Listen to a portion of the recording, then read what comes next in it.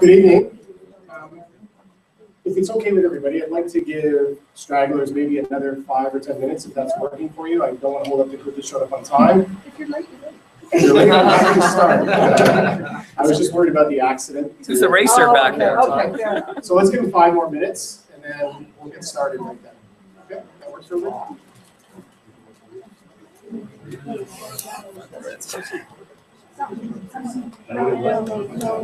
Yeah.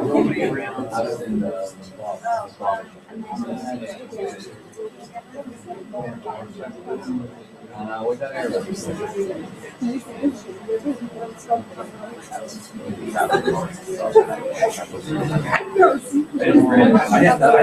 I had some bike last the other day.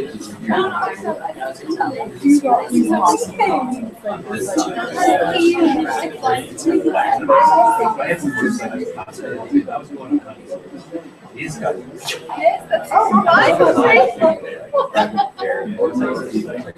I'm going 100.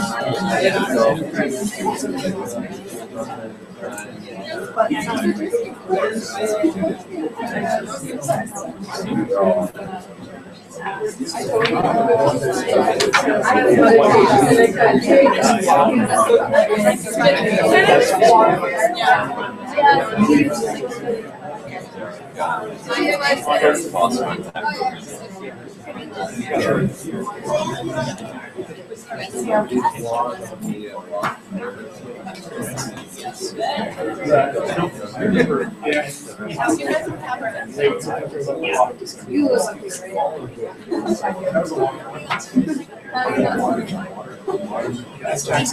That's tax. Yeah.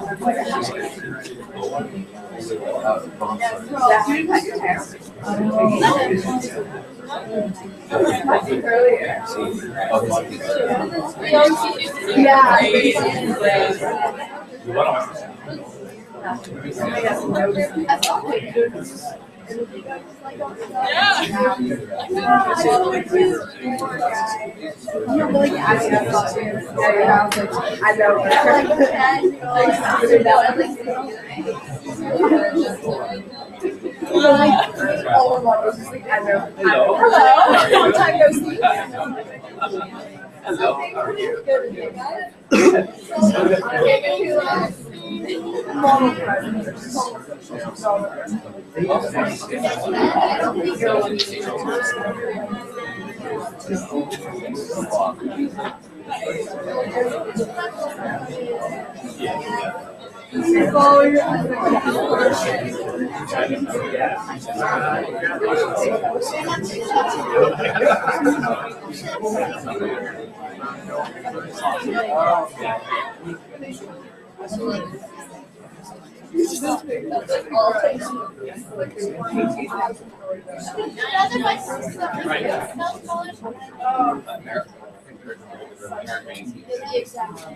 Well, actually, no, 999. Yeah, she is. Because you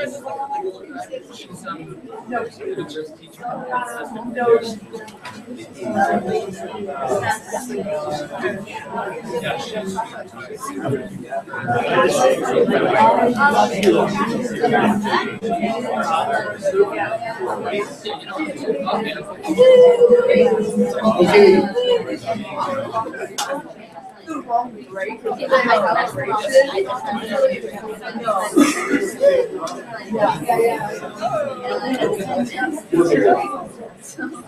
Good evening. If I could get everyone's attention, I know there's still a few stragglers that are going to be joining us as the evening goes on, but I wanted to get started for those of you who have come on time and who need to hear a little bit more.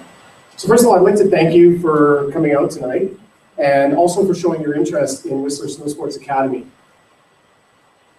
As I thought about what we're going to talk about this evening and the goal that I have for what I want to leave you with is that I'd like to make sure that when we finish this evening, I provided you with enough information and insight and answered your questions on what Whistler Snow Sports Academy is about so that you can go back and discuss it with your families and make an educated decision on how you want to proceed and if it's with our school. But more than that, what I'm hoping to do is inspire in some of you to join us in this community in making this a reality and helping me, a family member, a community member, also by joining us in building this school. So today I'm going to walk us through a little bit in detail what the school is all about. There are a few other gentlemen here to my left that are going to help me in presenting this as well, and I'll introduce them as the time becomes right, and talk a little bit about why we're doing this. So why are we starting a school here in Whistler dedicated to supporting snow sports athletes? Well, as many of you know, and some of you don't, but I'm a parent, like many of you. I have two wonderful children. Michelle and I have Connor and Justin, who are both very engaged academically and are also very engaged athletically. And this presents challenges for us. Often we're in a position where we're battling a little bit to try and make sure that they stay as motivated in their academics as they are about their skiing. And creating an environment for them that brings out the best in them and brings out that engagement, that curiosity, the creativity that we're looking for, and really preparing them for the future. So I'm going to go into detail a little bit tonight about some of the visions that we have and what we're going to be bringing forward. And I hope as we get into the question and answer period at the end, we'll be able to share a bit more on that. So in looking for solutions for how to keep my children engaged, I tried many different avenues. So I've been through the public school system. I've also been involved in private school. I put my kids on buses in have them go down to Squamish. I've worked with local entities here that provides skiing options with academics. And I've also homeschooled my children. And we've also, Michelle and I, put them online. So we've got a wealth of experience in this area, experiential, and learning it. And what I realized was there were a lot of challenges that I was facing in trying to find the right fit for my children that were shared by many other people in the community. And as I went out and I had coffee with a number of you and some of the people who are here this evening, I started to understand these concerns a little bit more and felt that we could do something about it. Many individuals have said things to me like, can't we make better use of our facilities, our talents, and our community in Whistler to provide an experience for these kids? How can we create a more flexible schedule that allows them to balance both their academics, their athletics, family travel, family time, and competitions? And for those of you who have children in competitions, you realize there is a time commitment around that. Also, how do I support my kids' athletic ambitions without their school and academic suffering? And this one particularly for me is, are the skills that are being taught going to be relevant in 2030? And are our children being prepared for the emerging technologies and new economies that are coming? So for many of you who don't know me, my background is I've been an entrepreneur since I was 17 years of age. So I ran multiple companies, and I run the most successful financial planning company in Canada for high net worth family businesses. I have a deep desire to introduce kids into entrepreneurship. I've been involved in a coaching program for 20 years now about entrepreneurs and teaching them. And I've been heavily involved also in the latest growth in technology. And I think this is something that we shouldn't wait until we're adults to find out about. It's something that I would like to make sure is being introduced to our kids early. So my passion comes from finding not only a school that can engage our children academically, allow them to continue to pursue their athletics, but can also introduce a true understanding of how we create value in society and where that value creation comes from. And these are things that we can teach. So I've, for a long period, been looking for ways to be able to bring these ideas to 12 to 18-year-olds because I think it's the right time.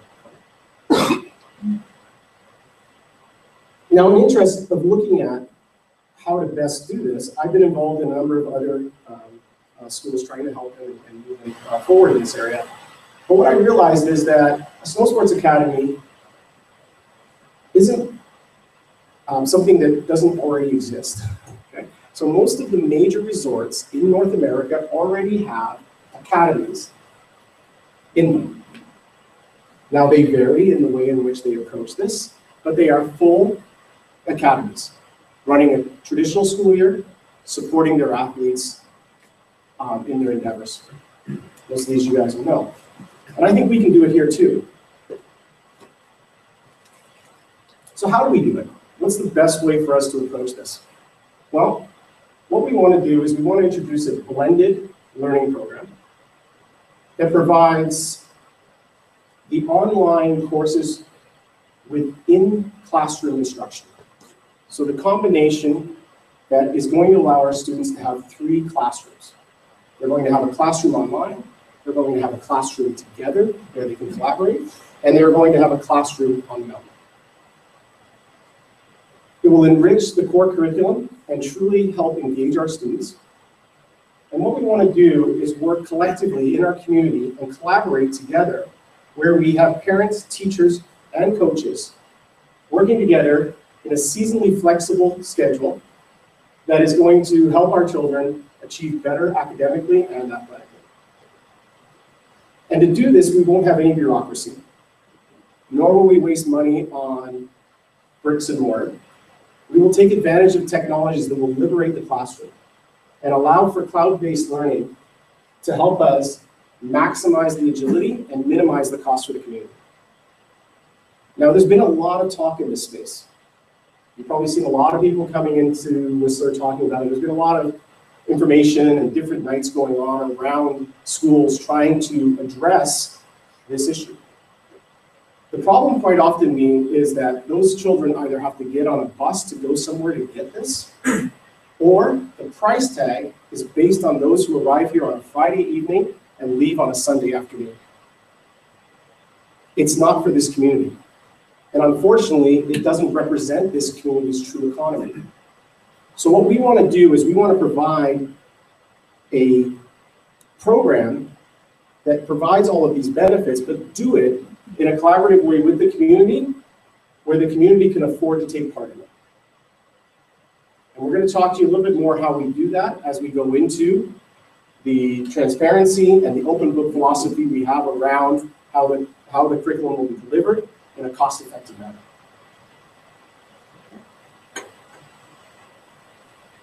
The time is right. This is something that Whistler can accept at this point, and something that Whistler needs. We're primed for a snow sports academy. We have unequaled local resources, facilities, and we have the right attitude as a community. It's one of the reasons I live here.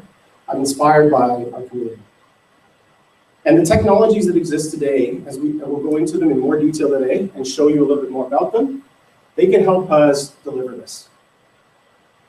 Larry Page from Google and Mark Zuckerberg are currently fighting for the space of personalized education and investing billions of dollars into this arena.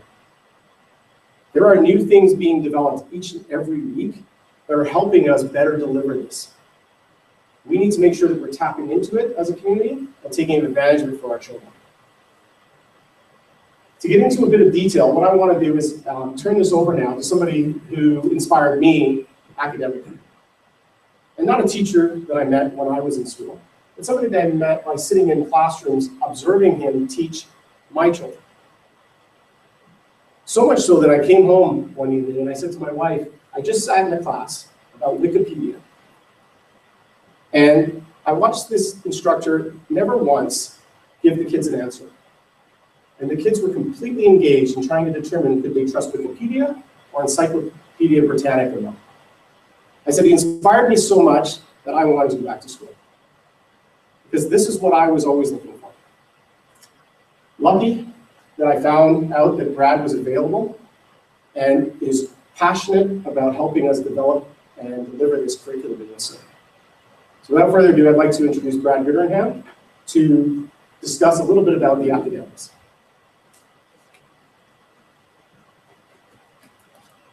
Whiteford. Thanks, Rob.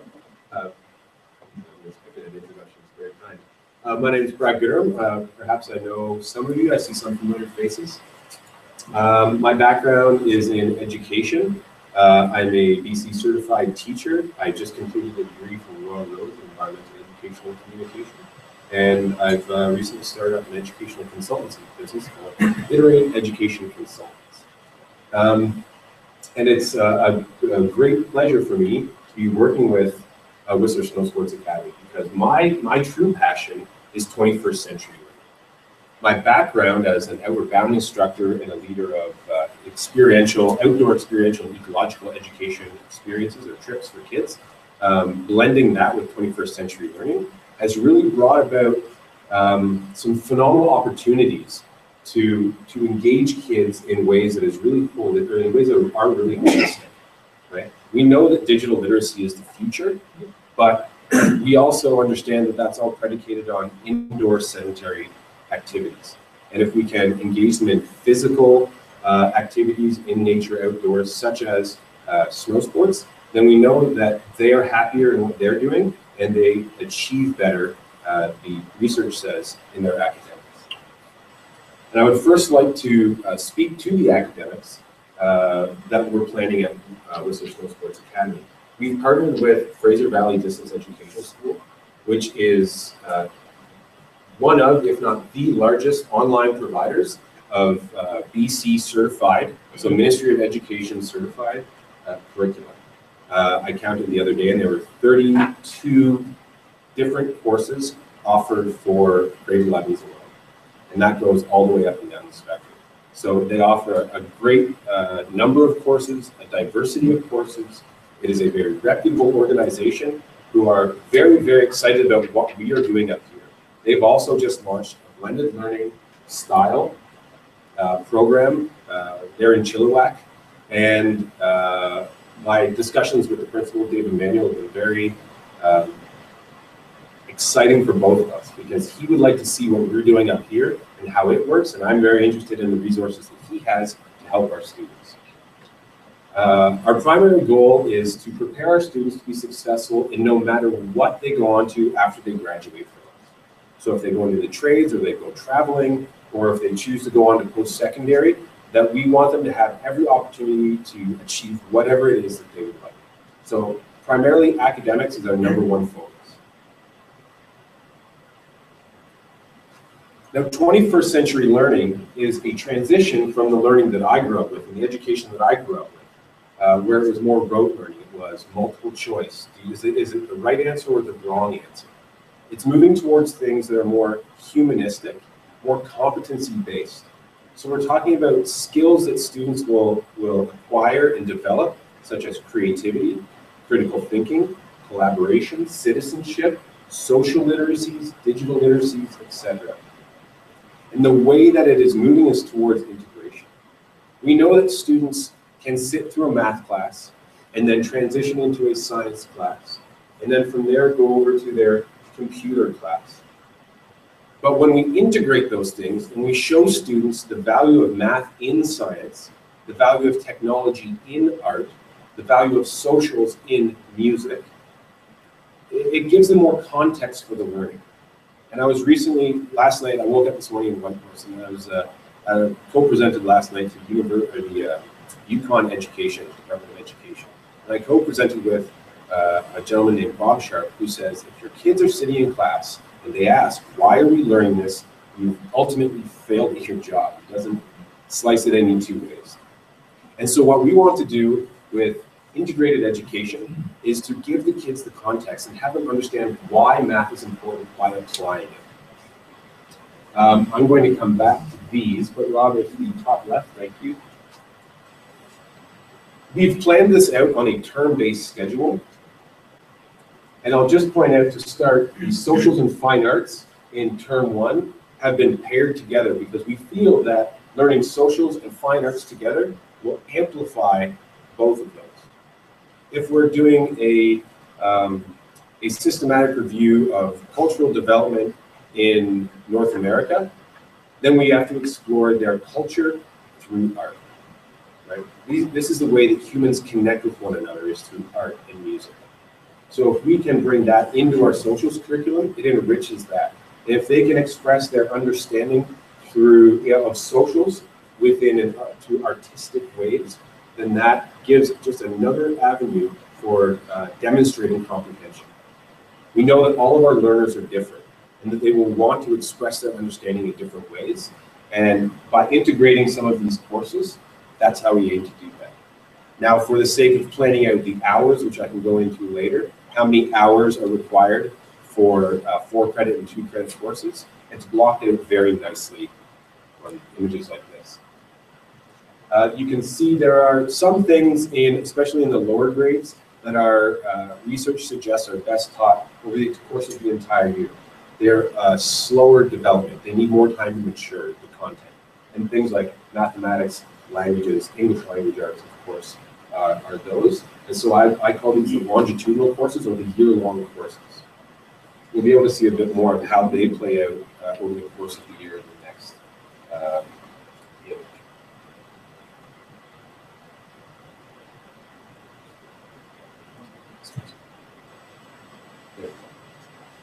So again, breaking out the time of day, we see there's a rival. In terms 1 and 3, there's PE every day. In term 2, the PE is actually in the on-hill training. So I think it's somewhere around 256 hours a year, which is essentially 2 PE classes, full courses. 3 classes in the mornings, followed by the 2 core classes. I can talk more about the experiential education, the science studios and art labs after. This is time outside of the required teaching time that is dedicated to a project-based learning, which Rob will tap into later. And you can see in the winter, the afternoons or mornings, depending on the grade, will be dedicated to a half day of on-hill training with our coaches.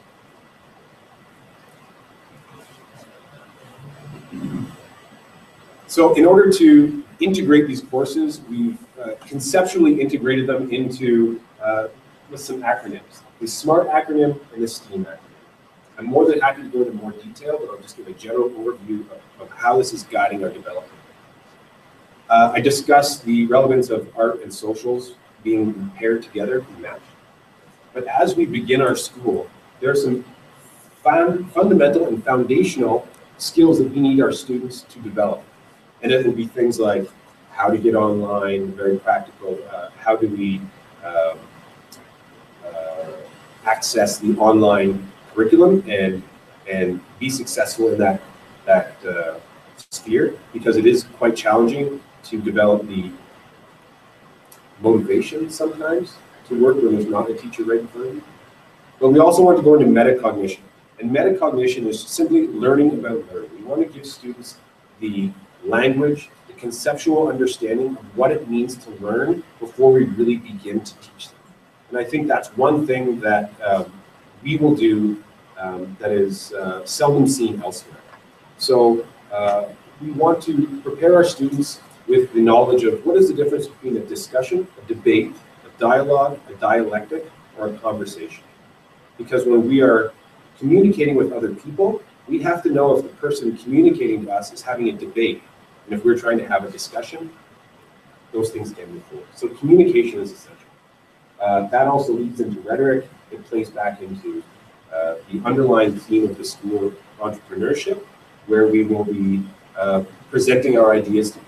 And how do we confidently present our ideas and communicate well?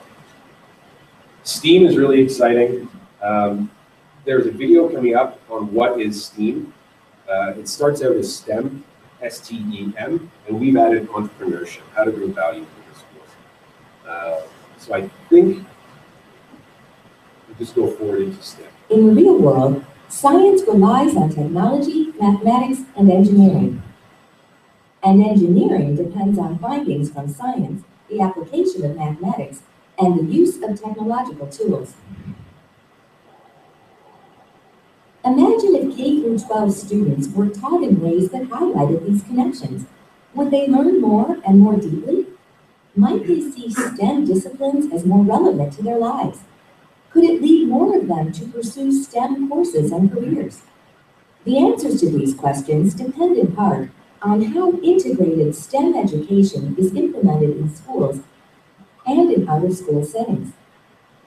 Research suggests that implementation has to balance learning in the individual STEM subjects with more connected ways of learning. In addition, because it can be hard for students to make these connections themselves, teachers will need to make the connections explicit. Inside the classroom, some teachers may use instructional approaches like problem-based learning or engineering design, which are special kinds of problem solving, to introduce integrated STEM education to their students.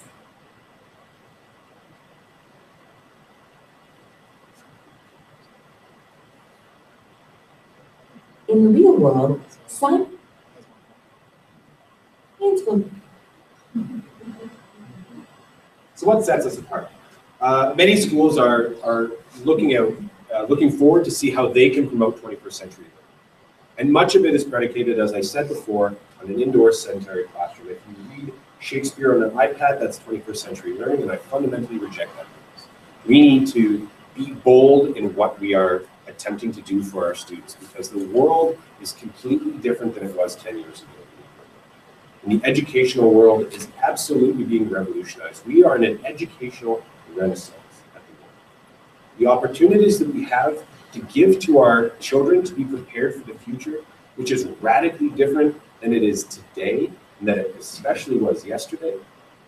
We need to be bold, as I said, and find new ways to approach learning and change fundamentally how we conceive of education. The one thing that we've always had is we've had the indoor classroom and the outdoor classroom. Now we have classrooms within the technology. This school in designing this school, one of the major considerations is what is the lifestyle of people in the community of Whistler? How do people in Whistler want to learn? Where do they travel at different seasons? We know that many people in Whistler will take their children traveling to give them a worldly experience.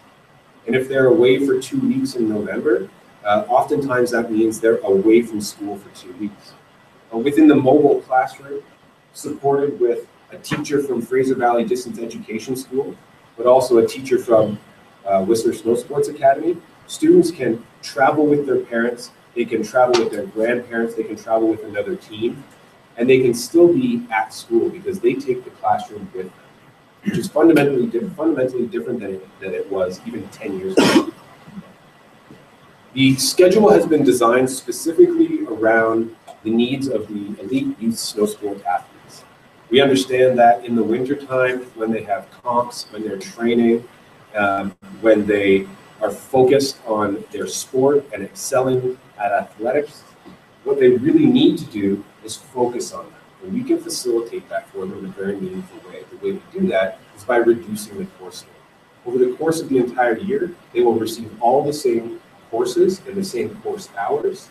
That's all been mapped out to ensure that we meet all the Ministry of Education requirements for the course hours over the course of the year. And we can do that in a way that enables them to focus primarily on their snow sports. Depending on enrollment and the numbers and the teachers we hire, it is possible for us to send teachers to the competitions with students to make good use of that travel time. If we're going through Hope, let's stop at the Hope slide and have a geology lesson and talk about erosion of mountains. If we're going through Roslyn, there's a Comet Red, right?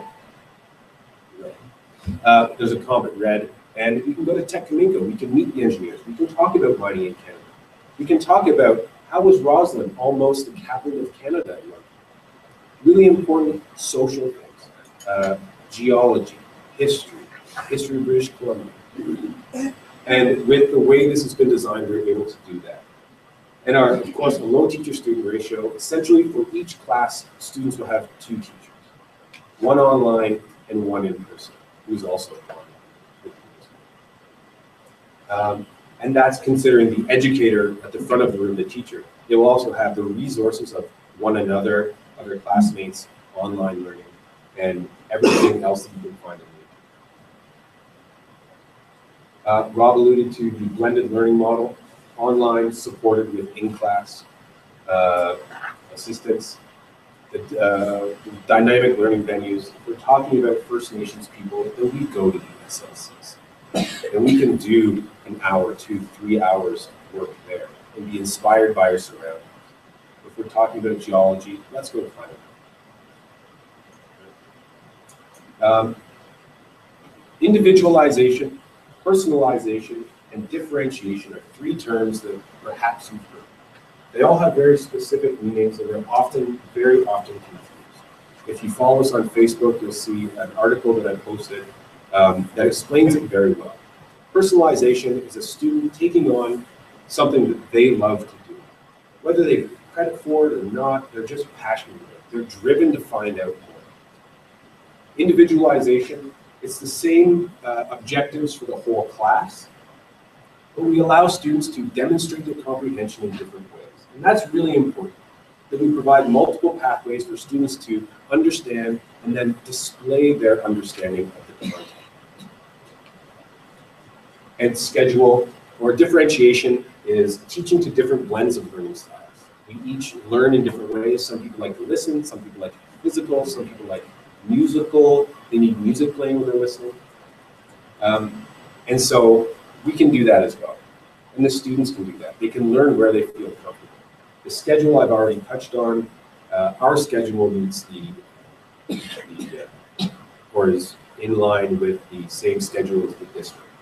So if you're wondering about the 3 terms, all of the PE days, the holidays, the days off are all in line with the Sea to Sky district. So if you have children in another school, that should all line up. And our schedule is very dynamic. You can go anywhere. Our enabling technologies, they're constantly, as Rob said, they're constantly being developed. what we would like to do is digitize what we're doing in our classrooms. Right now, we've got a Google Hangout on air.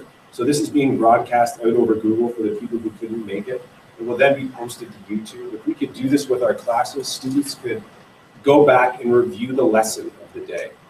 They could sign in from Manitoba if they're visiting their grandparents, and they could be involved in the class.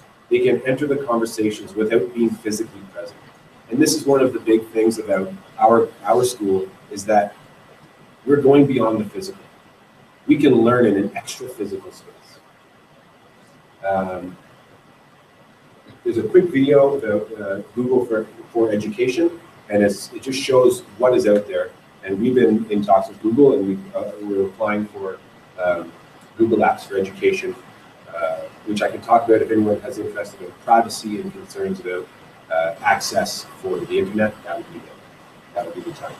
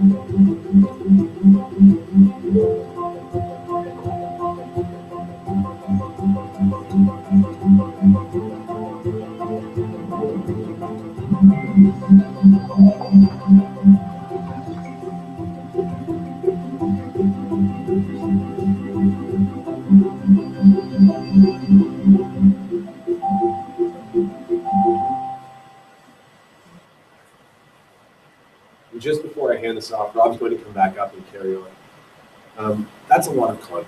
That's a lot of background, and I'm more than happy to chat with any of you at any time if you want to send emails or a conversation before. But what we're really talking about here is a transformational experience for our students that is designed, it's community-driven, it's community-based, and it's designed to be responsive and reactive to the needs of our kids. They have a future ahead of them that is ambiguous. We're not sure what's coming up. We need to prepare them with the skills and the confidence to act in that world. We can do that right here. As a community, we can all do this, but it will take a community to do it. So I'll pass this back off to Rob, and I'll look for your question. Thanks, Brad. Hopefully, Brad was able to provide you with a bit more insight in relationship to our academic program and where we're going with the academics. And during the question and answer period, we're happy to open that up and give a little bit more detail in relationship to how we're developing that curriculum.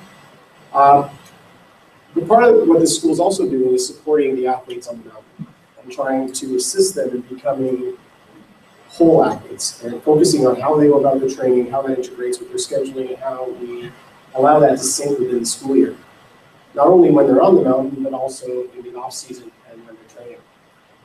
Now, in order to do this in a community like Whistler, it's much simpler than in a lot of other communities. This is not something that we have to develop internally, nor do we want to develop internally. And the reason is we already have fantastic programs, as many of you know, in our community. So what we're going to do is work in collaboration with our free ride and freestyle programs here in Whistler. And as we grow, we will introduce other programs as well, and allow them to have more access for training with your athletes. So I won't spend a lot of time going into the free freeride and freestyle programs, what I prefer to do is actually have members from those groups actually talk about their program, for those of you who are familiar or unfamiliar with their program. And to let you know that this is something that we will be integrating into our schedule and making sure that the athletes have the appropriate time to train correctly, and open the communication lines so that the teachers and the coaches are aware of the development of the student athlete. So Derek Foos, if you could maybe just say a few words for me.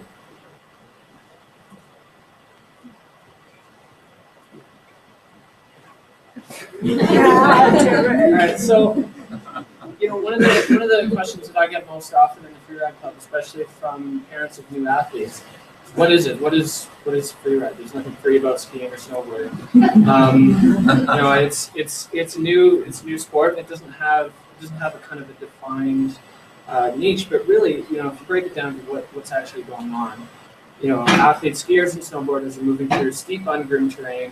Moving through, around, and over obstacles, and using their technique to control their speed and direction. That's kind of like a technical breakdown of what's going on. We had the sort of added complication of putting a competition on that. So if you've ever been in peak chair lineup on a powder day, and you look up, at that face to the lookers right at Air Jordan and the waterfall, and you see somebody go off Air Jordan, confidently, land in control, move over to the waterfall, pound off there, land perfectly, and ski up. That's kind of the ultimate expression, right? You have the freedom of going wherever you want to go, but you have the control to do it in a way that ultimately, at the bottom for that lineup, is a show, right? But there's no set parameters in what you have to do. So we add competition, obviously that brings in some parameters. So we work with the IFSA, which is the International Free Skiers and Riders Association. They're the governing body, and they're the ones who kind of dictate the judging criteria for our competition. So the athletes work under 5 criteria. There's line, control, technique, fluidity, and style and energy. And each one of those things is scored out of 10 for sort of an ultimate possible score of 50 points. And each resort that a competition is at, with, in combination with the IFSA, which use a venue, which has cliffs and chutes and rocks and things like that, and then with the judges and the event organizers, because this is junior, at the end of the day, we want to keep the athletes safe, so they'll choose what's allowed and what's not, and the athletes will go, and with the help of the coaches, they'll throw down their expression of what they think is the best way that they can ski or ride down there. So that's kind of what it is. And for any of you guys who don't know, obviously at the end of this, we'll have a Q&A, and if you've got more questions or you want to get deeper into that, I'm happy to answer any questions because I've seen it all. So our club, the Whistler Freeride Club, we've got kind of a philosophy of what we're trying to do, some goals. And our goals, our overarching goals are for the kids to be safe. So we feel that we have a responsibility to you guys at the end of the day and at the end of the season to return your kids to you in a similar condition to what we found them in at the beginning, right? So we want to give them the tools to do that, right? We're building, it's not straight to the biggest cliffs. It's not as fast as you can go down everything. We're working with a progression here to build skills to get them to that stage where they can do those things that are the show at the bottom of the peak chair on the powder day. And we want to help them make good decisions. We want them to be able to do that. We don't want the kids to pass on from their time with us with only having people told them what to do the whole time. We give them the tools to make good decisions. So when they pass on, from our club or when they're skiing on their own, they have the ability to move around the mountain safely. They understand what avalanche terrain looks like and how snow works. They understand what their capabilities are, how to get into terrain, how to move through it, and how to return to you safely. So that's kind of our most important thing. The second thing is we want the kids to have fun, right? I think a teenager's most valuable currency is their time, and particularly their free time, right? So if a kid is willing to give us that time, to make that commitment and say, here you go, here's my weekend for the whole winter, we better make it awesome, right? We better make them leave their time with us being passionately, deeply in love with skiing. So that's something that goes into our coaching team and our staff as a philosophy, is that we want it to be fantastic, and we want the kids to get into it. If they're not into it, they're not going to come, they're not going to give us their time, and they're certainly not going to buy into the system. And then the last thing is, and not least importantly, but as in terms of safety, is learning. We want them to get something out of it while they're with us. So we're developing them technically as athletes. We're building technical ski skills. A lot of parents have that question. Do you guys just go skiing and ski powder and you don't really do anything? No, we're developing skills. We're stealing drills straight from ski racing to build a strong technical foundation of their skiing, because that's one of the main things that the judges at the contest are looking for is technique. And without good technique, the control's not there, the fluidity's not there, and at the end of the day, we want to have skiers that are the best wherever they are. If we're on a groom ground, we want them to look like ski racers. If we're off piste, we want them to look like freeride world tour athletes. If we're in the park, we want them to look like the best park athletes, wherever we are, right? So we build those skills and kind of make sure that their technical base is sound before we move on to anything else. And then the other aspect of learning, and this comes directly, the biggest thing that kids learn from the youth competition is how to get back up. If you go through your life and you win everything you ever go in, you don't really learn a lot from that. You move on from being a kid, you go to school, and you go to work, and it doesn't always go your way. If you've never had it not go your way, you're not going to know how to deal with that. And junior sport, I think, addresses that beautifully, because sometimes you do well, sometimes you don't. There's always a reason for it, especially if you didn't. And so you need to be able to kind of look inside and say, well, why did I fall? Why did I blow it? Why did I not know where I was going?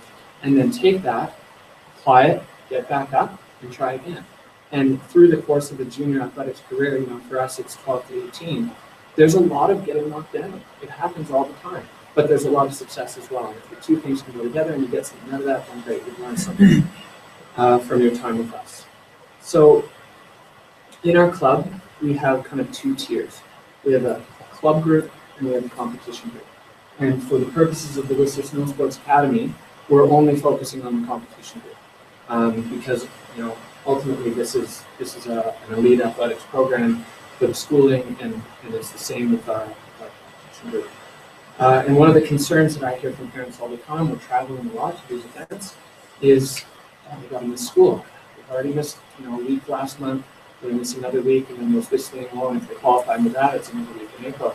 So I think the fit for this with you're not missing school, you're just doing it at a different time. Works really nicely. And the idea, the philosophy of being able to carry on even some educational commitments while you're away at events is fantastic. I think that'll really help, because we don't want kids to miss out on their schooling because of their athletics. I think and I think this is kind of the overarching philosophy of this whole thing, is they can work together. They can blend together, and they can do both, right? We just have to give them the structure and the infrastructure to make that happen.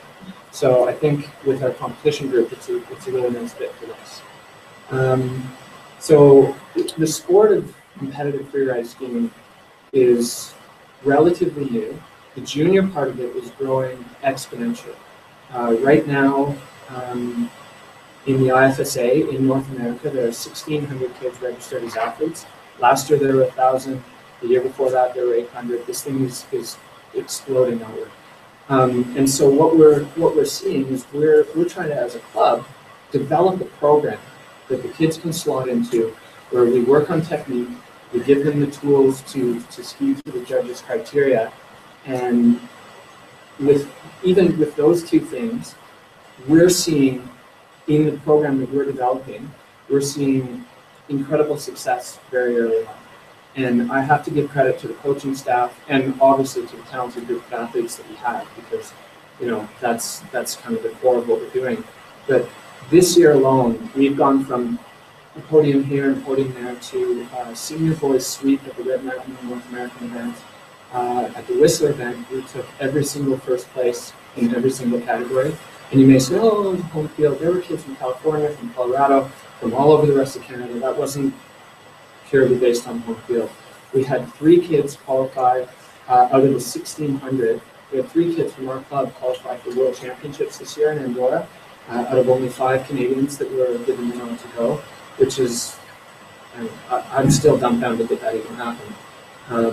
And you know, we're hoping to continue that on. We have 14 kids qualify out of 160 to go to the North American Championships this year in Grand Turkey. So 160 kids got invited. There are 1,600 in North America, 14 was from our club. That's a huge accomplishment. And to go on from that, one of our junior female athletes won that. So she's the North American junior female freeride champion, which is spectacular. And for the first time ever in our club, we had an alumni athlete qualify for the Freeride World Tour, which is the NHL of freestyle. So Lauren Cameron will be moving on to the top. There's only 10 women in the world that are on that tour, and one of them came from us.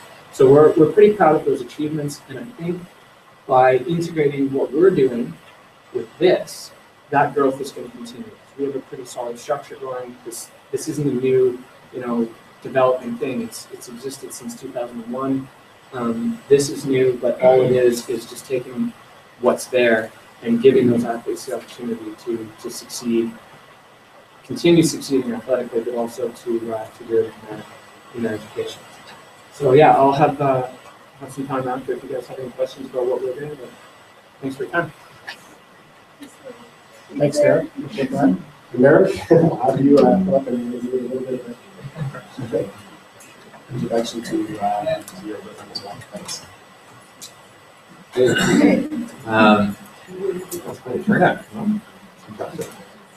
So yeah, just want to tell you a few words, I guess, about our club, Whistler Blackmore Freestyle Ski Club. We've been around since 1988. Essentially, it's a group of very dedicated skiers, coaches, and parents come together, and it's about freestyle skiing.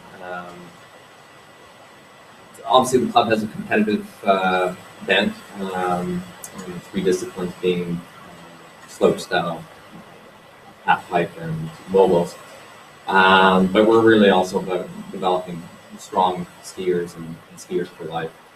And there's definitely a recreational component, or we certainly encourage athletes who aren't necessarily just going to be competing. But 3/4 of the club is members are competing.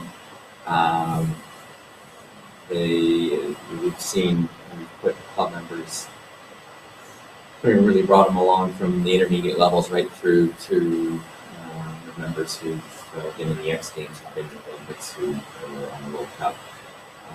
So it's a pretty impressive results. Very excited about where freestyle is going. Very excited about freestyle in Whistler. We have putting finishing touches on a very exciting initiative, the National Training Center, which will be based out of Whistler. And so it's a very exciting time to be part of the sport and part of the sport in Whistler. Rob approached me a couple of months ago with this initiative, and we're very excited about the approach to leverage the existing groups here. A very strong freeride program, a very strong freestyle program, and we're very happy to be working with the school together and providing the on-snow support on the freestyle side. A little bit about the program. It's 40 to 45 days on snow at the core level. There's additional programming available for our athletes who are competing. And it's essentially a year-round program. Obviously, the on-snow program all winter. We're part of all of our athletes. All of the competitive stream is in the BC Freestyle Circuit, the Timber Tour Series, which is 3 major events in the season spread out over January, February, March. We're all aspiring and pushing for an invitation to junior nationals and moving on to bigger events and senior events after that. In addition to the winter programming, it's year-round in terms of the dryland program, fall, the water ramping, which central growth on the freestyle side in any of the three disciplines, which is happening pretty well all summer, June, July, August, and into September. And so, yeah, those are the components of the program. On the coaching side, very excited with really the envy of the freestyle world in terms of the club of coaching. The coaches that we have, again, former, included amongst them, all very highly trained and certified, but also including some former World Cup members. We're very excited as well to have just hired a coach who's been in the game for over 20 years, most of his life, and has come over from the post as the head coach of the BC team. He's now our head coach, and Jeff Fairburn. Jeff, maybe just give us a little wave. So we're very excited about the program that we have to offer, and I'm certainly going to be around here to answer any questions afterwards. And we're happy to be collaborating and supporting this wonderful initiative in terms of the school freestyle. Thanks, Gary. Appreciate it.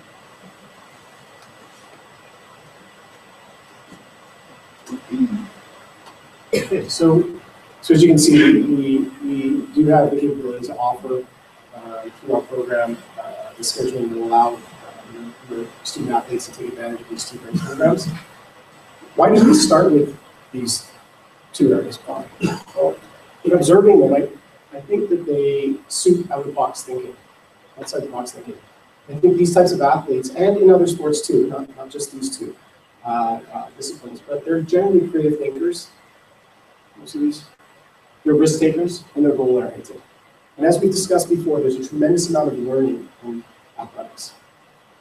I've often been asked in presentations I've done in my actual business about what I felt was one of the key strengths that I had growing up that helped me achieve what I did in my business.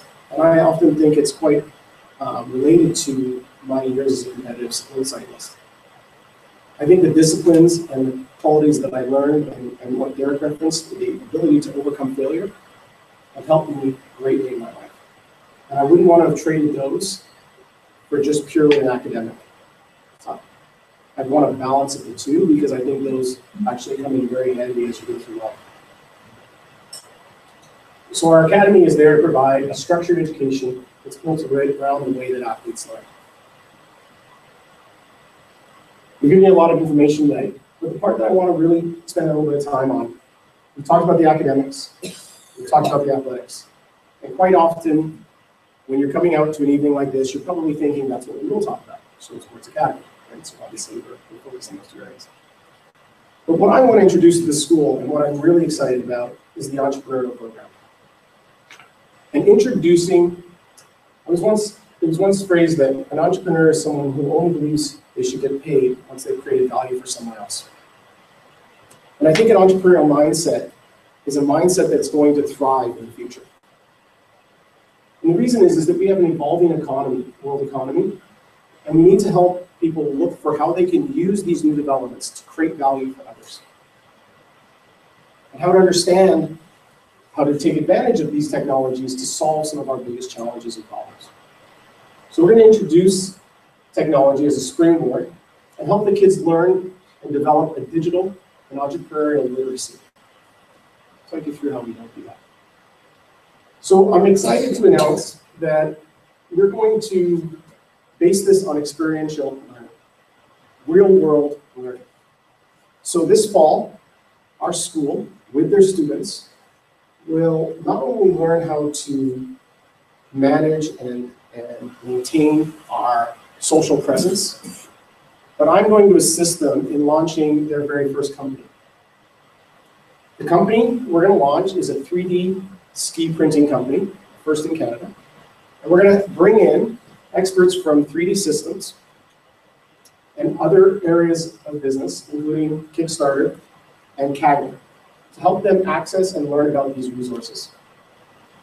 And what's really interesting about this business is, as you know, we're a nonprofit society, is that every dollar earned from the business will go into trust for the students of the school, for which they will redeem upon graduation to pay for their own post-secondary or further endeavors. This is unique and never been done before, and it is bold, but it's something we can definitely pull off. I want to show them how to cultivate teamwork and maximize individual talents through knowledge creation and value creation, and introduce them to some of the coaching that I've been privileged to benefit from over the years, and get the support of coaches like Strategic Coach, the largest entrepreneurial coach in the world, who are behind supporting us on these initiatives. So one of the very first things that the students will do when they arrive in September is we will help them understand the way they think. We talked a little bit about this. I don't know if many people in this room know of Kolbe, Kathy Kolbe. You've probably heard of other Myers-Briggs, other tests that will tell you different things. But what Kolbe does is actually Kolbe determines the way in which you operate. So what is your modus of operation? And what are you most likely to do in a given situation? But not only does it do that, it teaches you how to actually understand what other people will do and how to work with them and maximize their unique abilities. So in Kolbe, you have 4 different groups, and I'll let a quick video go into it, but they go into fact finders, quick starts, implementers, and follow-throughs. And your score will generally lay out whether or not you will resist this kind of behavior, you will initiate this kind of behavior, or you will accommodate this kind of behavior. So why I think this is critical is when we talk about collaborative work in the school system, in the past, that has been based on getting kids into groups where they go and work on a project. And they generally choose that based on who they like and how close they live to their house. The real world doesn't work that way. The real world looks for unique abilities and different skill sets and combines them together to create the greatest outcome. This is what Google does every day. So if we take our 3D printed ski company and we look at that, if we could sit 4 kids together at a table in different project groups, and we were able to have an initiating fact finder, an initiating quick start, an initiating implementer, and a follow-through, the conversation may go something like this. The fact finder is going to say, we need to find out everything we can possibly find out about 3D printing and how it works and how we expand the y-axis on the 3D printer and make it actually work. And they're going to get information. It's going to be a lot of detail. The quick start is going to be out talking to everybody about it. We're going to be talking about how it's going to happen and what we're going to get out there in the marketplace. And we're going to be able to do this 3D printing. It's going to be really cool. The implementer is going to say, we should probably build a prototype. We should probably build an example of this. We should run some tests and some patterns and get some examples together. And the follow-through is going to say, okay, but who's doing what and when? And hold everyone accountable. And we all will move towards one of those disciplines. Children learn that, and they create their modus of operation at an early age. I think Kolbe will go into more detail on it if you wanted to find out more about it. But I've written this test 15 times in 20 years, and my score has not changed once. You are who you are, and you will learn the way you learn. And you will operate the way you operate, and you will problem solve the way you problem solve. We all have unique abilities, and how do we use those unique abilities together in a cohesive team that creates unbelievable results? Unlike personality tests that tell you what's wrong with you and how to change it, the Kolbe Index tells you what's right with you and how to make the most of it. It identifies your natural talents and your instinctive way of working most effectively and productively. And when everyone on your team takes Kolbe, everyone can start working together more effectively, because you'll learn that everyone has their own way of communicating, and you'll learn to speak their language. And you'll learn that nobody's good at everything. We all do some jobs better than others. Kolbe helps you understand what kind of job is right for each team member, and which team members will work best together. Soon, your whole team will be working together more productively, more efficiently, and with a lot less stress. because they've unleashed the boundless power of their natural instincts. So Colby's an exciting endeavor to bring in and help kids better understand who they are and also who they're working with. And by using projects to help them figure out how to create value, I think we can better motivate the students and provide them with skills that are going to be real when they get outside. I'm not just looking to educate my children or the children that join in the program to get into university. I'm looking to prepare them for the next 15 or 20 or 30 years. Give them the tools now that will help them identify where value is needed and how to go about creating it. Because that will always be valuable. And the way we might introduce these things is to not only teach them about our traditional academics that are important to understand, but also teach them about the leaders in the entrepreneurial world and understanding better who these individuals are. And I'm not talking about the ones that we all know, Richard Branson, Elon Musk, and Jeff Bezos, and Larry Page. I want to know who they learned from. And study them and expose kids to these great thinkers so that they can better think about how they might go about tackling a project or tackling an idea. A good example, Izzy Sharp. Anybody here familiar with who Izzy Sharp is? So he's the founder of Four Seasons. What I like most about Izzy Sharp is something that he stated years ago. And this one quote has stuck with me and helped me through business over 2 decades. And what he said was, in business, and I think in life too, is that you systemize the predictable so that you can humanize the unpredictable. It's actually the premise in which we're going to be building the school, is to systemize those things that we can systemize that are predictable about learning so that we can humanize the unpredictable moments that these children will have. We talk about Pareto. Pareto, most of you would know, he was an economist, and he came up with 80-20. We've all heard of 80-20, right? So how do we create 80% of our results from 20% of our efforts? How do we work through these things? How do we challenge kids in these mindsets? Gordon Moore. Gordon Moore's prediction is turned 50 years old a month ago. Gordon Moore said, founder of Intel, said that the microchip would double in capacity and half in price every 18 months. How does that better help us understand where technology is going? It's been right for 50 years. How does it help our children better understand it? Sam Walton, founder of Walmart, said that you go where the need is and your competition isn't. How do we look for where those opportunities are to create more value?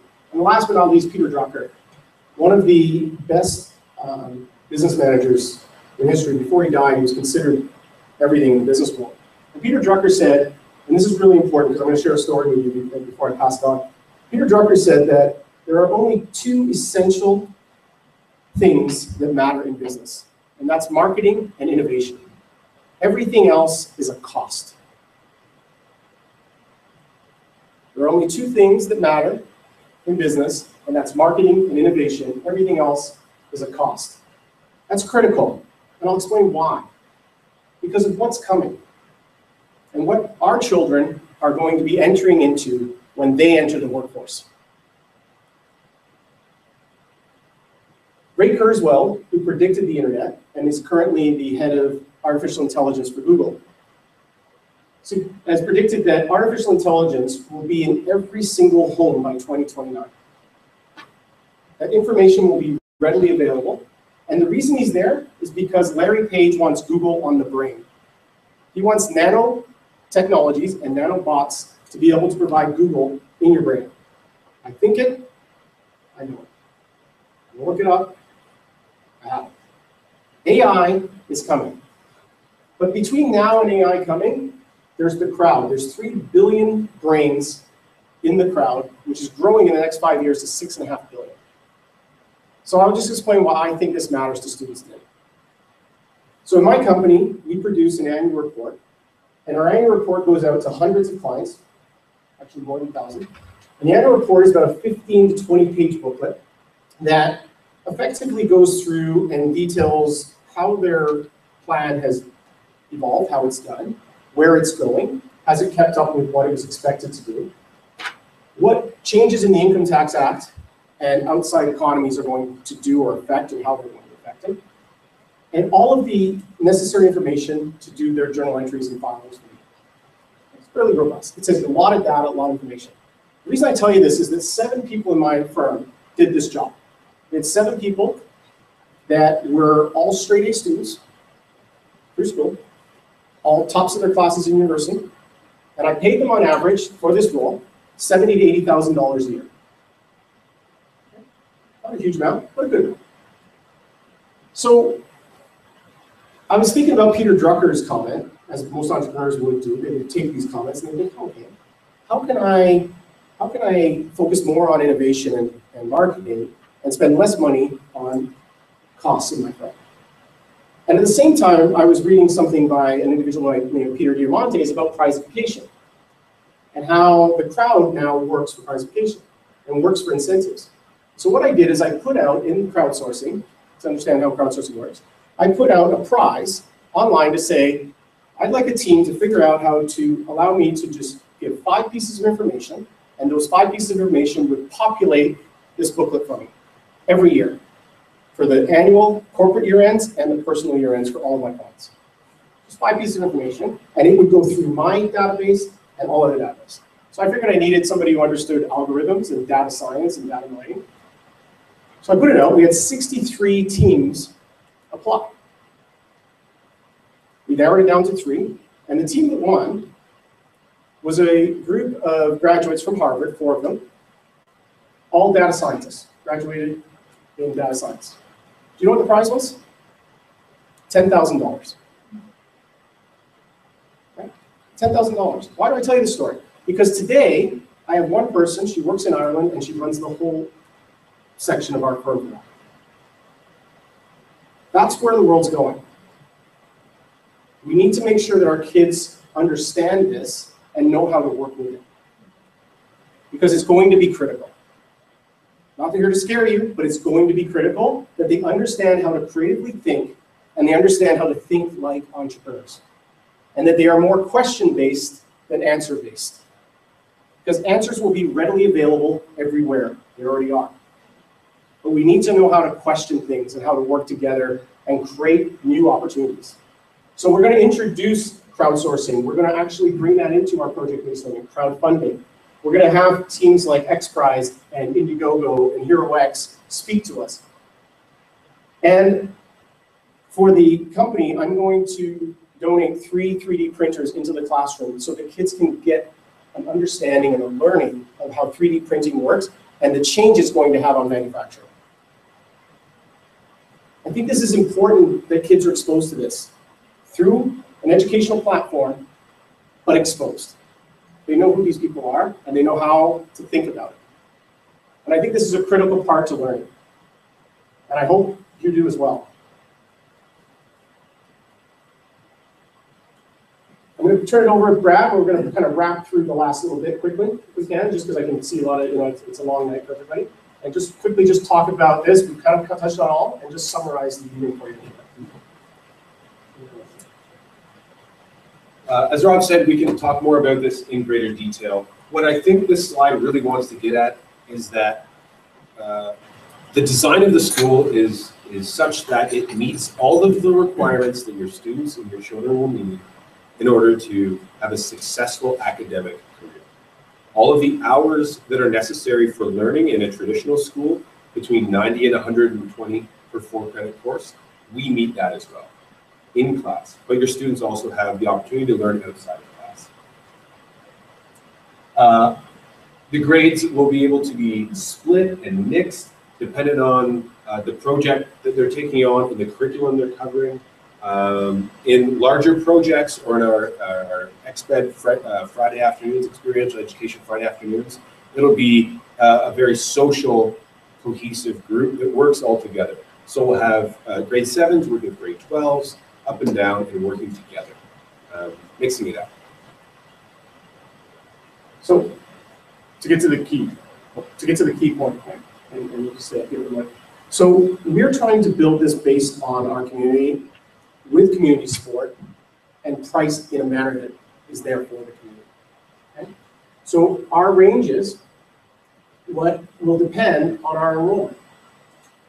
We will not open the school for less than 16 students, and we don't want to exceed, I believe it's 30, we figured out 30 today. So we do not want to exceed 30 students in our first year in order to deliver the level of quality. But I can't deliver this on my own. I'm just a parent, I'm just like you guys. I'm just looking for something better, and I'm trying to create it, but I can't do it alone. And it's not going to happen. So I'm trying to make this work for all of us, and I'm trying to bring it together as something that is open book and completely transparent. I'm not offering West Vancouver tuition prices here. This is nonprofit. We need to run a surplus in order to stay viable. That's important. But the program is going to be based on the community and trying to support the community. If we can get to the numbers we want, we can get tuition under $4,000 a year for the school. And for those athletes that are going to take part in Derek and Merrick's program, we can offer that up at $1,800, which we will again just hand over to their organizations to provide that capability.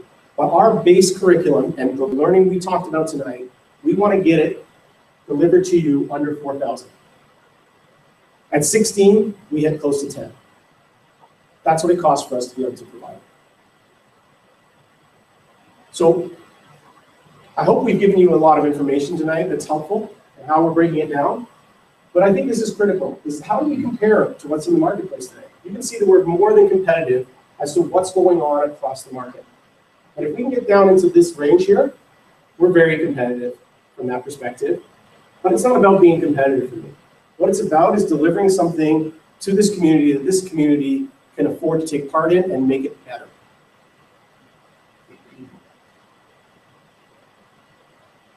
We have a program. We can expand up to 30. We've worked on our program. We have the program. We have the people. We put the applications out. We are definitely looking for more community involvement. Absolutely. I provided each of you with applications. If you're interested, you can send the application in. Start the interview process. We will ask for a $500 deposit, which will go to your tuition, of course, or refunded to you if there's a reason we don't accept, with a $50 processing fee.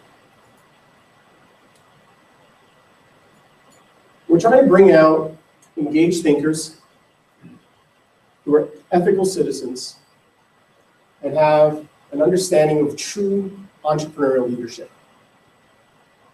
I'm not talking about an academic understanding of entrepreneurial leadership. I'm talking about a real understanding of entrepreneurial leadership. Something that they can actually take into the marketplace and create value with upon graduation. And we're going to do that by making sure that they're delivering it through their experiences and what they're learning. So I hope you can get involved with us. I hope you can help us make this a reality. I think we need it as a community. I know I would love to see it happen. I hope I've given you, and Brad and Derek and Merrick have given you a lot of information tonight to think about, to hopefully answer some of your questions. We're going to open it up for questions now. And I hope more than that, that I've inspired some of you to maybe contact myself or Brad and join us in making this really happen for September. So thank you very much for your time. I appreciate it, and we'll open it up for questions.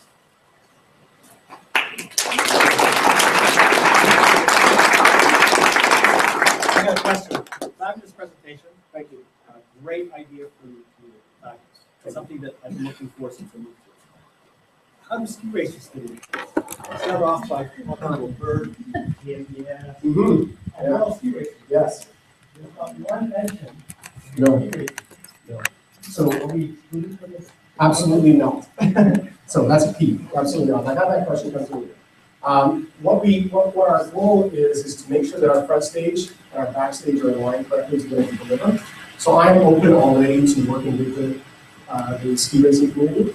I need to spend some more time with them to better understand how they can operate, but absolutely this is something that we can offer.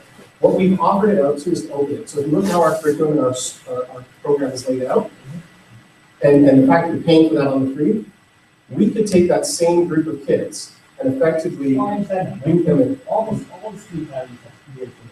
They do, yeah. Not 100%, but a component. Absolutely. Everyone put up their ski Yes, right? absolutely. But then you've got one mentioned ski racer. Yes. And ski racers are the difference, right? They can make the difference to get a critical mass. If you're not going to get a kind of critical mass, Of course. ski racers, they have the money, they have the budget, they're here, they want to be here. Can you help me bring them? Yeah. And that's what we need. That's what I need. We need to discuss, we need to get people involved as well. Absolutely. Right? Absolutely, always involved. Yeah, absolutely. As I did tonight, I wanted to find out where our community sits on this. So tonight is an information night to help you understand what you're thinking and to get your involvement in helping us make this as productive and beneficial as we can. So we're not excluded. Just so we're clear, I right now have the ability to work with these two because we have that open communication, but I'm open to working with more. Exactly. If this is going to work, you have to have enough students, you have to have enough parents involved, and that means you have to pull from all of the schools and make it complete. And then you start drawing to the rest of Canada. You take a look at the NDS for $50,000, $70,000 a year, scrapping $75,000, and it goes on and on, right? There's nothing in Canada that exists presently for people who want academic excellence and athletic excellence. Absolutely. I'm excited to work with you. We'll get started. And what for, did you tell us on 5 days a week? 4 days. 4 days? 4 days. Okay. 4 days afternoons or mornings. Because again, what we'll do is because to help match to get the best coaches, we can't offer them half days, we can offer them full days, but we will switch the kids out. Right? So to balance out, and again, that will be a lot with how the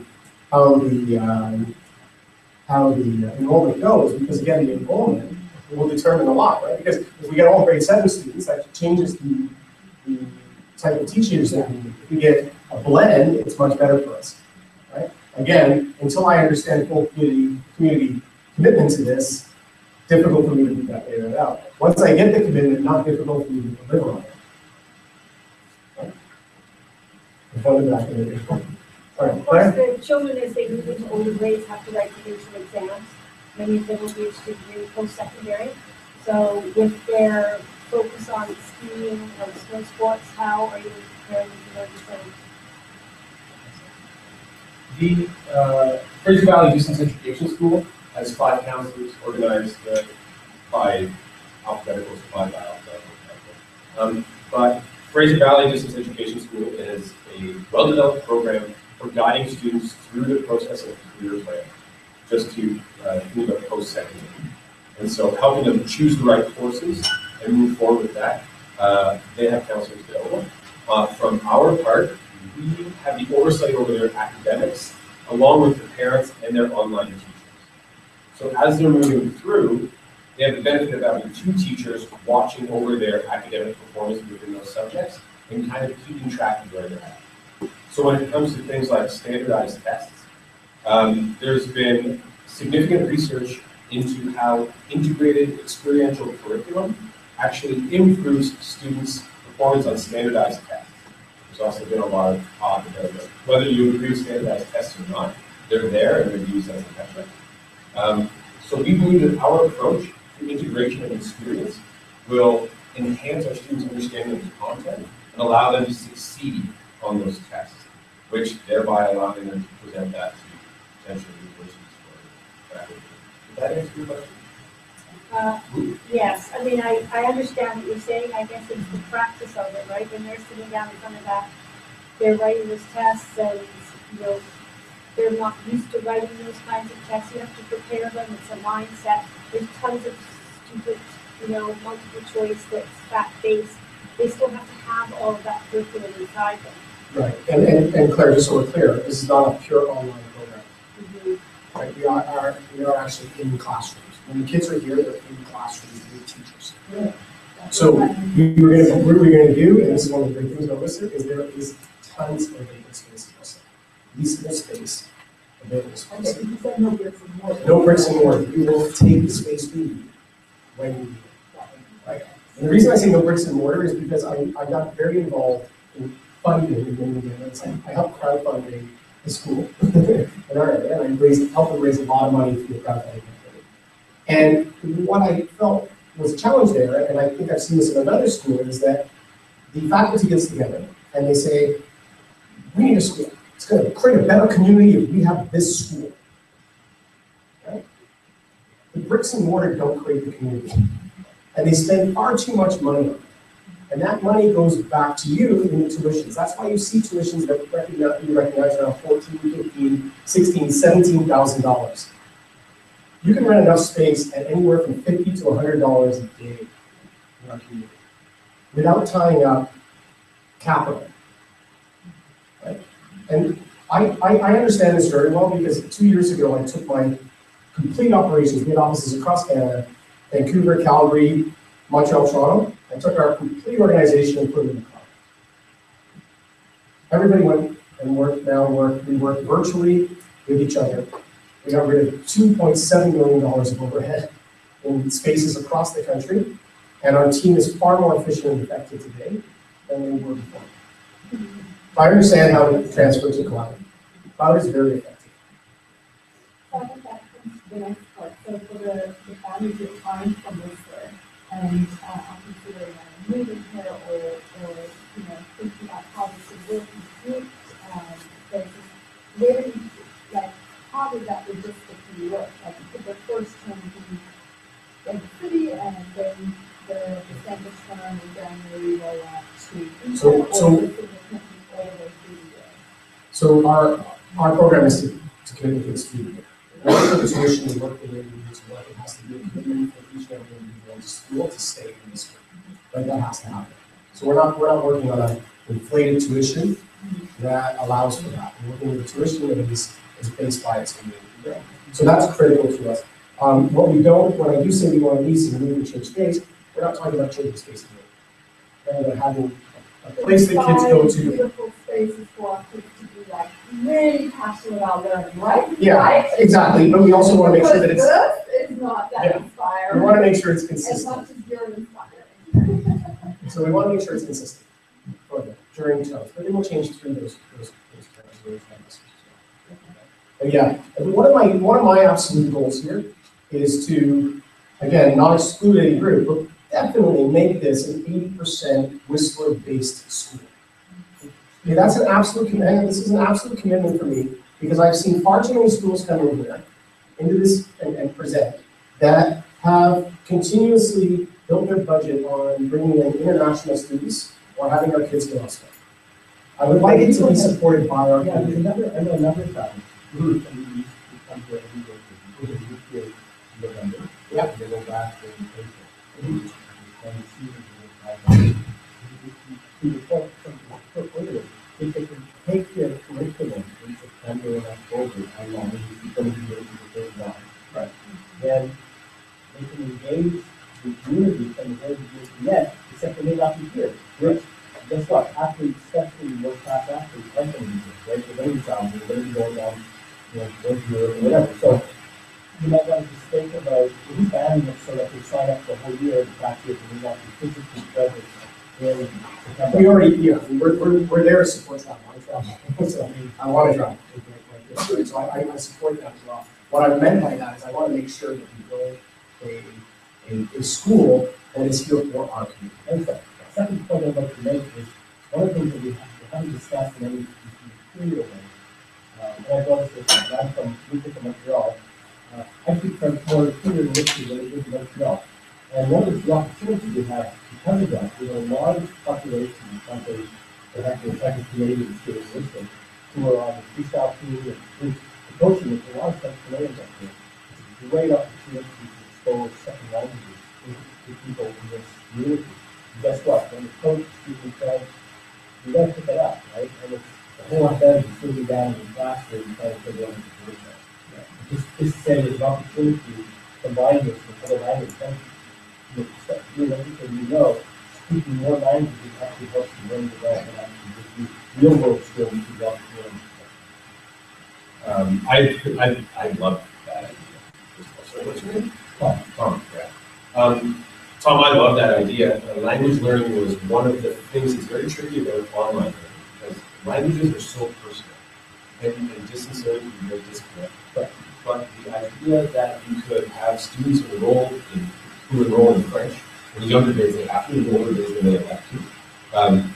Training with a Francophone coach or a French-speaking coach, I think that's brilliant. And that's the kind of thing that we are kind of crowdsourcing the school. And I'm going to put that right in. The French school here in this city is filled with French, that's the French merchants. They all walk the right, they're all there for it. No, that's fantastic. I like facing some of raising my kids in this town is the lack of ethnic diversity here. Is there any way you guys will address that in your curriculum? And you have to look at this very work, you know, it scares me that my kids don't, especially at least at high school, there's still lots of international kids. If they don't do that. Not limiting it, I'm just saying we won't focus on tuition based on that to support us, right? So my goal is to make sure that we're providing a school that our community can take advantage of first, right? It gives our community the capability to take advantage of that. By no means am I going to take my comments on and using it. I want to make sure that our tuition and our program is here, and it's something that we can take advantage of here in our community. Right? And it's not requiring us to get on buses and go elsewhere and do things that are not.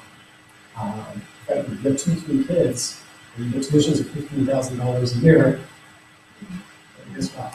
It's probably not going to be supported heavily by our community. That's just the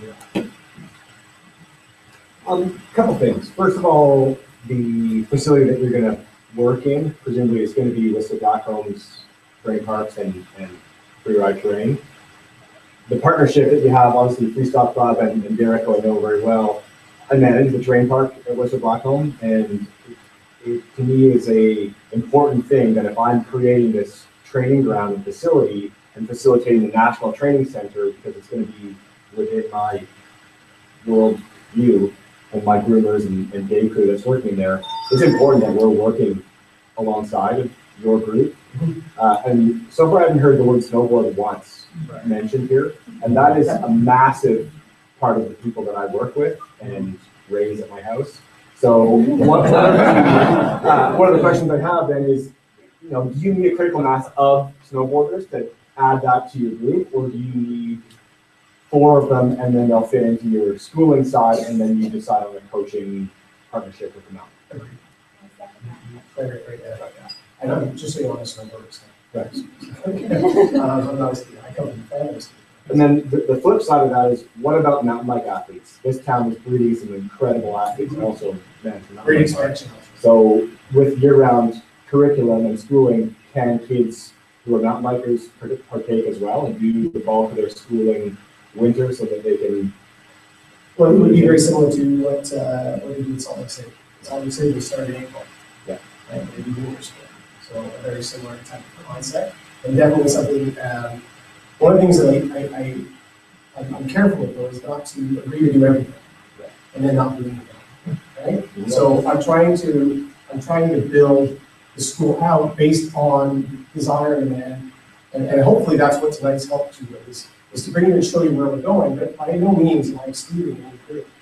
I'm trying to provide a platform to open up the time frame for them to go and do that, right? And the community's excitement about that and their involvement on that is only going to make me want to do that more, right? That's the reality, right? So I am absolutely supportive of people in that group. What I don't want to stand up here though and say is, oh yeah, we'll do that, and oh yeah, we'll do that, and oh yeah, we'll do that, and then we don't do anything, right?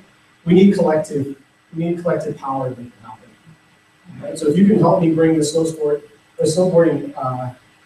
community together on this, and same with the skiers community, then I'm open to it, 100%. They're very different communities, ski racing and snowboarding. Absolutely.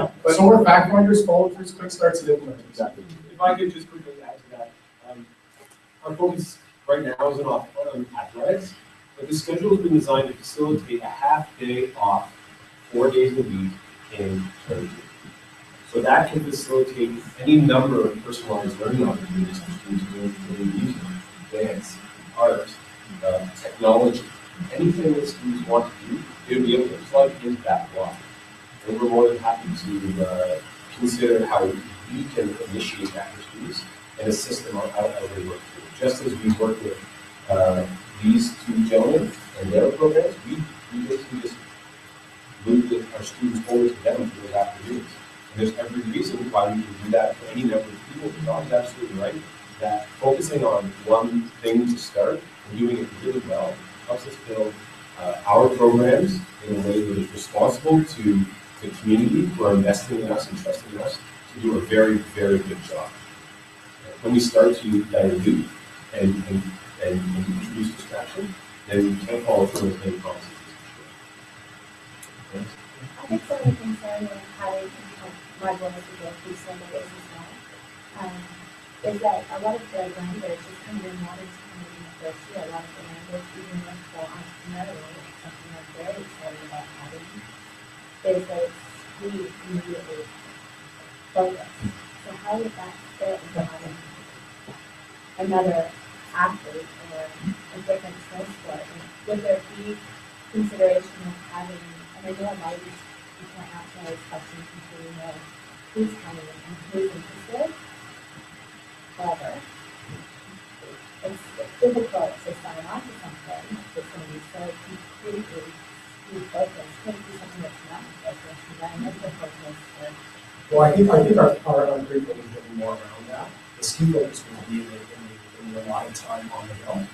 The 3D printed ski. yes. I am more than happy if I skate with wants to show me how to not only 3D print skis, but also snowboards, balloons. The capabilities are unlimited. I'm showing you that as an example. The idea here is to expand. Going back to what Brian asked, is it that if you had 4 snowboarders, if you had 8 snowboarders, what are Yeah, it's much easier for me. It's much easier for me if I have 4 or 8 snowboarders then potentially to go that and get routine. those organizations interested in providing us with the coaches.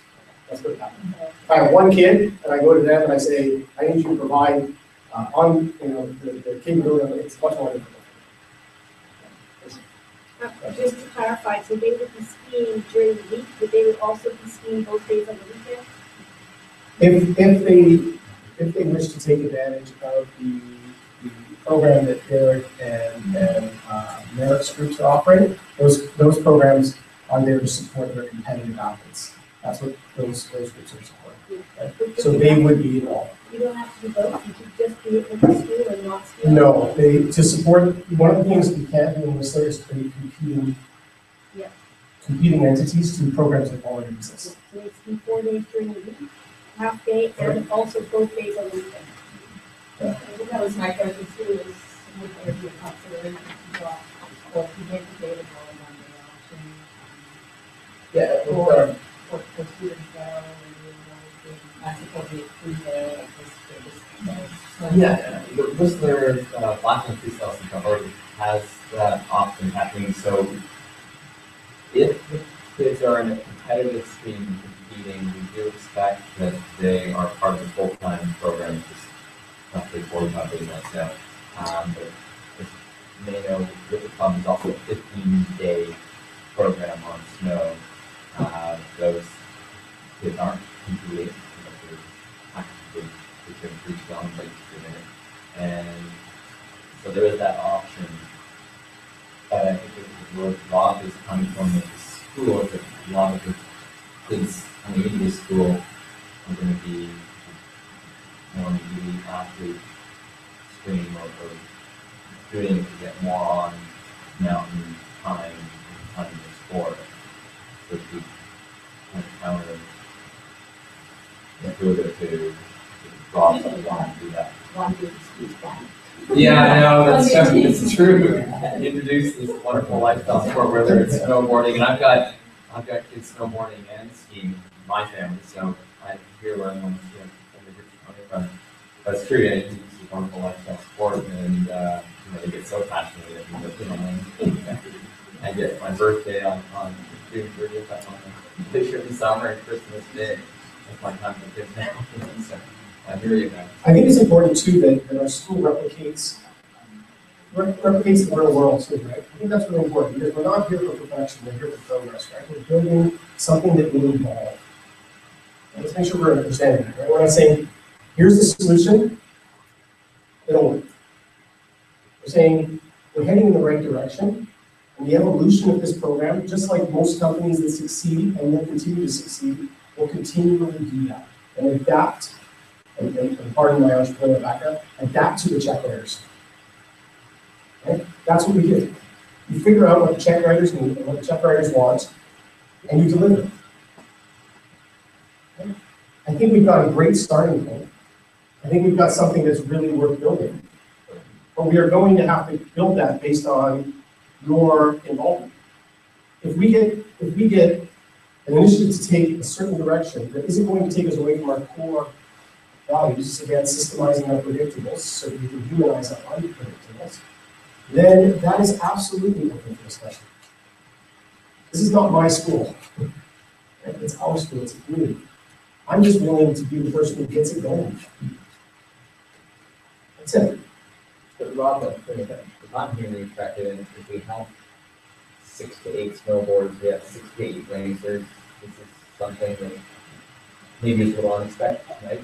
This is something that you can totally adapt and work. Absolutely. If you look at how we built our program, it's there to provide that availability for them on mountain. Absolutely.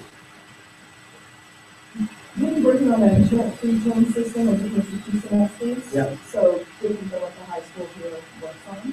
What happens is child enrolled and after a year or two, you sort of have increase because they're done in a year, but when the child gets sick and snowboarding and what, go back to traditional school. There are two questions. They get sick, yes. So, What is burn out? The transition back, because we're operating through a Ministry of Education accredited online learning platform, Yeah. it's the exact same curriculum. We're doing tours in high school years on semester. So are you saying at the end of the year? they I'm just saying, have- whatever, September, October, January. If they complete a year, it'd still be a year. Yeah, if they complete a year, it's still a year. If they want to At Christmas, they decide. if they want to transition from Whistler High to somewhere in Squamish, they might not be offering the same courses at the same time of year in October, there's a similar challenge. But they, Whistler, having spoken with Rod Thompson at Whistler Secondary School, they have an exceptional program. My kids are in it in grade 11 now, and it is, I mean, they front load their first semester, so their second semester they're competing is very light. They give them as many training days off as they want or need, so, It is very individualized. yeah. Speaking to Rod, I called him to understand what they do, so we're not doing it. Right. So and so that we have something that complements what they also want. And so the transition, if a student wants to transition from us, from our school, back to Whistler Secondary, they can do that and still be taking the courses at Fraser Valley Distance Education. What we're offering are the local resources, the teachers, the local experts, you know, the entire community in our community is incredibly valuable. The resources are very available to professors and teachers and engineers. So we're going to have people working with the kids, sitting down, watching them, overseeing, helping them with those online. We're taking the challenges of online learning, which is like the disassociated state, and get rid of it or rehumanize it, and blending them together. So if a student wanted to, quote unquote, leave WSSA, what they're leaving behind are the facilities to them and the teachers that we hire to help. But they take with them the classroom. They take with them all of their courses. They're registered in those courses, and they can move anywhere. It's really, we're trying to build the most flexible, the most dynamic, the most responsive model possible to meet the needs of the changing and evolving needs of this. I'm just confused by the need to meet the 90 to 120 hours. Because if they're online courses, I'm a teacher, high school math science teacher by training, and I now work with homeschool support program with kids. once they complete an online course, doesn't matter how many hours they put in to get the credit for it. So where is the need for the 90 to the 120 hours coming from? Excellent question. Online courses can be completed as quickly as a student wants. If there is no minimum time requirement to be put in. The maximum time at Fraser Valley Business Education School, they say is 1 year, but I've had students that they've received extensions. That's the first thing. Second of all, as we are developing our instructional model, we want to make sure that what we are offering is similar to what the conventional system offers. And the conventional system has said that it takes up to between 90 and 120 hours to get through this content.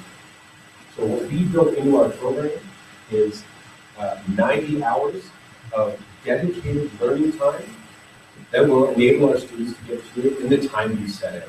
Can they go beyond that? Yes, they can. Because Can they, students have but can they different go paces. less? Yes, they Absolutely. can. That's our goal. I mean, our goal is Yeah, to utilize. otherwise, to me, like if I have to explain this to my daughter, she's now looking at, she's gonna figure out, she actually has to go to school twice. Right, like she has to do the online course, So my kids are online, so I'm with you on this, my kids are online. And so I'm and now they have to absolutely, go to school, right? Yeah. so one of the challenges that I found with my kids is that they do, that's what we're all going to say, is that they do miss out on some of the collaboration. I Right. think those are critical components, Right. So absolutely, one of the advantages of online, as Brad has pointed out, is we can do faster. And I know this, I've seen this in my kids. I've seen my kids get through a week's curriculum in 12 hours. I've seen them do it. Yeah. I've seen them do it regularly, which also is part of what inspired me to look at that and say, great, that's an excellent opportunity for us to learn a lot of other things, Right. right? And not just the core curriculum. And it's one of the reasons that I think that we offer more than the online world does. And part of that, giving that timeline, is to make sure that we can introduce some of these entrepreneurial, project-based times, giving the kids more time to expand on that. So agreed, if the child's able to get through a specific area in one time, in one area, because they will work at different speeds, they are now going to have the availability and the capability to work in project groups or work on their projects. Because I think it has to go beyond just the core So is curriculum. this the idea in the math time that you have scheduled, that this, like you have it actually structured math, language arts, PE at certain times during the day? Yes, we are. But is that the project time per se? Or are they going there to work on their math online? Actually, do you really bring up some of the schedules since it's coming up? We set aside that time during the day. Right, In a normal day, right, they would come in and they'd do PE, and then we'd sit down, and our teachers would help them through math for that math time. And then our teachers would help them through the languages for that time. Our teachers are hired to help the students where they're at and to provide integrating lessons. right. But if a student works ahead in math and is 3 weeks ahead and wants to focus more on languages, then they can use that math time as they see fit. Okay, As long as they're Lies keeping are up. technology, mathematics, and engineering. As long as they're keeping up. And engineering depends on findings from science. And that's how we enter into the individualization, because pace is very important for our students. We all learn different things at different speeds. Some kids may be gifted at math, they're struggling, and they really, really want to spend more time making this awesome mask. If they can get ahead in math, they have more time for that. Or maybe they just want to spend some time learning how to code. They're really curious about technology. They can get ahead in math and languages, and then go take an online, a university root course, a massive open online course. And they can pursue their own personal interests. So you said something about your daughter was going to school twice. Could you just clarify that? the way I see that model is if she's required to do an online course that she can finish quite quickly, and is still under your model required to come to math for the 3 terms, right? I see. Then to me, she's doing it twice, and she'll say she's doing We have set aside these times to demonstrate how our instructional model meets the required amount of learning time in each discipline. it. Right, However, a student who moves faster through it, that's fantastic. Maybe she'd like to go on from grade 9 to grade 10 math in January. Yeah, I'm still confused why you, because we're not required now with kids that take online courses to meet the 90 to 120 hours. No, and it's an interface between online courses and something that's familiar to conventional school. Right. So we want to make sure that we are being, But let's say a student finishes everything in 2 terms. Are they required to be here for the 3rd term? I understand they still need to pay the tuition. I understand the year tuition. in the 3rd term is when we have some of the major integrating lessons. Okay, then the other thing I need to know, because on a school model, a year long is usually 3 months on, 1 month off, like 3-1, 3-1, 3-1, to get get the same number of school days per year. They get your 180 instructional days. Where are your breaks? Like, she's gonna ask you, where am I not going to school? It's the same as the ST 48. Okay, they don't go to school July and August, so you're That's not. correct. Okay, You don't go to so school you're July just and taking your 9 months, breaking it into Exactly. 3 terms. Yeah, thank But you. it's So that's, it's still September to June. Absolutely. Okay. The start dates and the end dates are the same. good question. It's good to clarify, absolutely, yeah. No, definitely, we're starting in September, and we're trying to support, what about those, and this is partly mine, and this is partly from what I heard from others, is you have one child who you think this would be a fantastic program, you have another child who doesn't. Right. And you need to manage your family. Right. So if you have one kid going year You want long, and you have to another kid going to, like, really? Yeah. For me personally, that would be challenging to manage the family unit and manage that. Yeah. So we're trying to fit into what is Yeah. currently there today, so that we're not creating an environment where you have to have one kid do something completely different to another kid and change the family dynamic. Okay, last question, and before I started tonight, I'm sensing that the issue might be dynamics between snowboarders, skiers, free riders, and freestylers. But I'm a little worried about with your 16 kids, grade 7 to 12, and your integration in your classroom setting now between, because in this model, you're potentially having a grade 7 math student with a grade 12. No. No? So what would you do to get grade level? If you've only got 16 kids to start. So, the enrollment, you will have to be selective in how we, So you're going for a minimum number in each grade? Yes. that's what we're looking towards, is the minimum number in each grade, in order to have the social dynamic, but also be able to give the teacher focus. Because the teachers we bring in, some might be specialists Yeah. in grade 7 and 8. If I taught and not multi-grade, and it's advanced very different. teaching. Exactly, yeah, we're not little house in the prairie. Yeah. But, that being said, It has advantages in other situations, but very difficult in the academic. That being said, the teacher from Fraser Valley Distance Education class is experienced in teaching AP Calc. So there is that. Each class will have 2 teachers, and our teachers will be responsible for providing integrating lessons and connecting and overseeing and humanizing this very digital world of online. So you're looking for 5 kids per class. Approximately, I'm sorry, you had a question.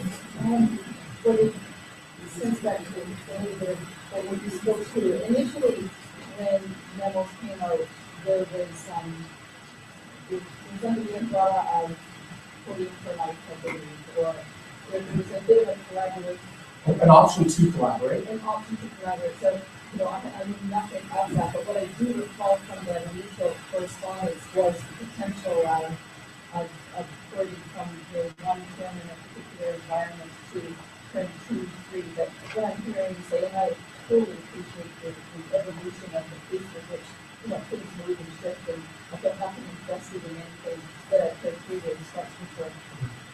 But to clarify, it is a full.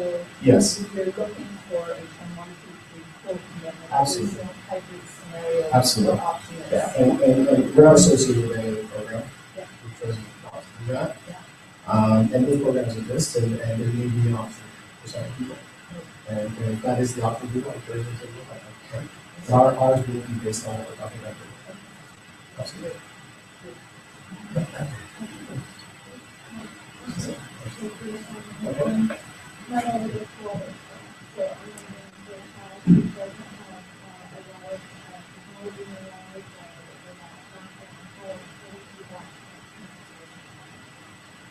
not, For all of our students, we're going to need to have a period of adjustment. Have you ever done the online courses? Okay, they're hard. They're really hard to keep up with. And I struggle with them because I felt isolated and there was just no interaction. And the software in particular was very challenging. So we are going to spend a good bit of time at the beginning of the year getting kids ready and acclimatized to that new environment. Just like before we go winter camping in an outdoor education classroom, we do fall camping. And we ease them into that. So it'll be something that we work together with Fraser Valley Distance Education School. They've offered to send people up to help us train and to ensure that things run smoothly. Will there be bumps in the road? Sure, this is a brand new environment for a lot of kids. But the key here is that we give them the opportunity to develop responsible digital citizenship and understand how the technology can benefit them when used responsibly and access tools. So yes, we will be doing lots of training. In Fraser Valley Distance Education has a course it's required that you take to train in their programs. Hopefully we can do it. more on the entrepreneurial side of things, is this something that you, in the first year, see yourself just setting out the curriculum, or will you be working with the kids in proctoring? My goal is to work with the kids and also set up. Yeah, I invested in this. I want to see this brought to I want to see people that understand entrepreneurial, that are seeing better, but I will work closely with the educators. I'm not an educator, and I'm not going to pretend I am. I can help and share that, and we're not only going to draw upon me, we're going to draw upon other people in our community that can also assist and bring in other learning for them as well. And I will draw upon my community as well. So I have a community of entrepreneurs where I will route the different groups that I've been involved with, whether it be YP or Strategic Coach, 360, GS, any of those groups. And they are super excited about helping and supporting us. So I think, Larry Page says it, he says that you need to create a massive transformative purpose in order for people to follow you. And that's how you attract the best talent, and you'll be surprised that when you do create the right massive transformative purpose in what you're trying to accomplish, which this one isn't really, that you will inspire others to join in. Part of crowdsourcing, and the reason that those people were so inspired to work for 10 grand is they didn't need 10 grand. $10,000 each is for it, right? Is they were inspired by the challenge that we created for them. There is a whole new environment of people who are willing to work on projects, and they could work for you, or could go work for Amazon. And those people are around and available today, and they're out there. So we will be tapping into that and showing kids how to tap into that. And that will happen on No, it'll be integrated. It's integrated in. I want to be there today. But I will be helping with that development and where I keep the entrepreneurial spirit. Sorry, just quickly to touch on Fridays, you can see we have the Experiential Education Fridays. And then you Flex Friday and Learning Labs. That is time outside of the required hours. It's flex time that we can use to dedicate to bringing people in, taking our students out, working on projects, if necessary, catching up on work if students need to catch up and devote some of that time. But specifically in the SMART and the STEAM, you'll find our teachers will work with integrating lessons, not every single day, because there is content that students can find to get through, that's really digest. But a few days a week, they'll have those integrated lessons. So we'll be working on progress rather than more of the experiential things, while at the same time making progress through what is required by the BC Ministry of Education to early childhood education. And that's really important.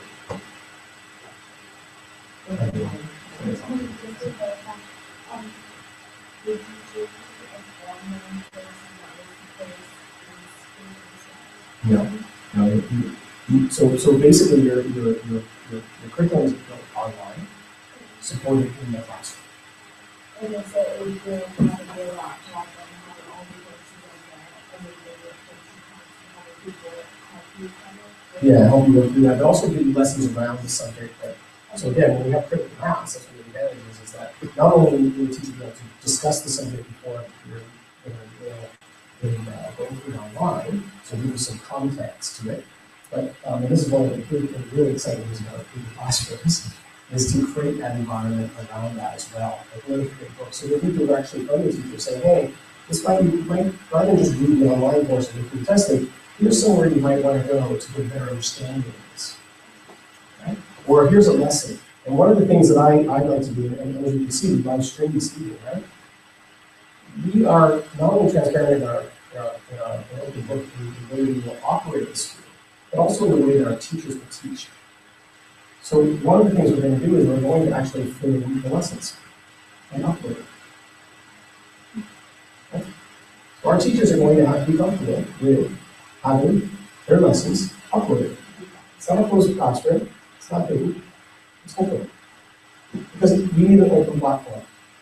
Open platforms work. There's a reason that Android has 2 million or 3 million people online and is more likely to get 90% of the 2.5 million people coming online in the future. An open platform always wins. What platform will we on? Even though we know that Apple. I have some questions about the on-book training. So it's 4 days a week up there, so it looks like 12:30 till. Yeah, we're just giving an example. The mountain's only open at 3 second term. Yes, yeah. So the adjustment on that, so Brad's, the adjustment on that will be up, and then of course on the other half. And then it'll be extended in those other period of And time. some of it's in the morning and some Yes, in the afternoon. as I mentioned earlier. Okay, so grade 12 won't be seen in grade 7. Exactly. Grade No. 12 is probably going to want to be in the teacher lineup in the morning. Right? Like, We do it. okay, grade 12 is- When it becomes a power day, we will see, we'll just initiate a 20-centimeter raise. I get that, I understand that, and that's part of the challenge, but you will also try to make a fair environment for all students. Right, that would be great. If I could just address that as well, some students are better in the morning, some better in the afternoon. It's going to go with See all morning, they're not be open in the afternoon. and then in 2 weeks, they'll do that for 2 weeks, and then they'll so everybody has an opportunity to get valid. However, and this is just a place because it's just the continuity and what to talk How many hours a day do they do on the snow? from 12 to close. 12 to 3. 12 to 3. And What about lunch? in that time, lunch would be in there as well. So dawn till 2. So they would go earlier than lunch, right? So one of the things we're going to adjust into the school, I've seen this. One of the challenges is making sure that people don't have time and in the classroom. And in the classroom. That's a critical thing. It is student athlete. And I hope you all agree that is a student athlete. And there's a reason that I say it in that terms. I absolutely want our kids to get enough time on the snow. But I also want to make sure that that's not jeopardizing the amount of time you have in the classroom or vice versa. So that's what we're trying I'm to do. just kind of thinking, how is it not better to do Monday, Wednesday, Friday school, Tuesday, Thursday, snow? Yeah, It came down to the scheduling and with Whistler, or the free riding and freestyle. and I think the online environment is very conducive to the knowledge of sitting in the classroom. Doing that. So that has to be an experiential type of learning platform. You can't spend too much time. It's too. Very similar to being on snow as well. You don't want to be on snow for 12 days so you're doing that kind of volume throughout the season. You know, a couple hours here and there. But then you would be doing 3 days instead of 4, or two days of You know, school. if you do it for that period of time, it's too much time on snow for that. The bodies that just take it easy. You know, something like this, you're going up with nose, you know, 4 days a week, and then you train for club and weekends as well. And it's a lot. And I think, you know, just having that flexibility, a couple hours in the afternoon, because, or in the morning, wherever it is, it could be flex to training. And I agree, right? I mean, if you look at all the way the training is moving right now, it's pretty good workouts and shorter periods and a lot of so thank you for the comment. So my comment was just, I don't know about with the scheduling, with Fridays, it's a really important, really interesting Friday, but most competitions, even Wednesday night and Thursday, Friday. Well, actually, in yours you are, in my kids' experience, they're doing on Tuesday.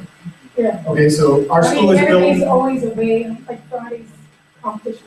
I appreciate I that. just So wondered. we are, this is built in that period of time to be a lesser amount of classroom or classroom time. So not only support the training on mountain, but also the commitment to competition.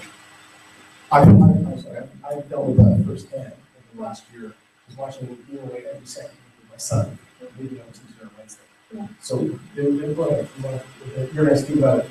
This is, the classroom is really, this is a little bit where we differ into USS. And our classroom is always open.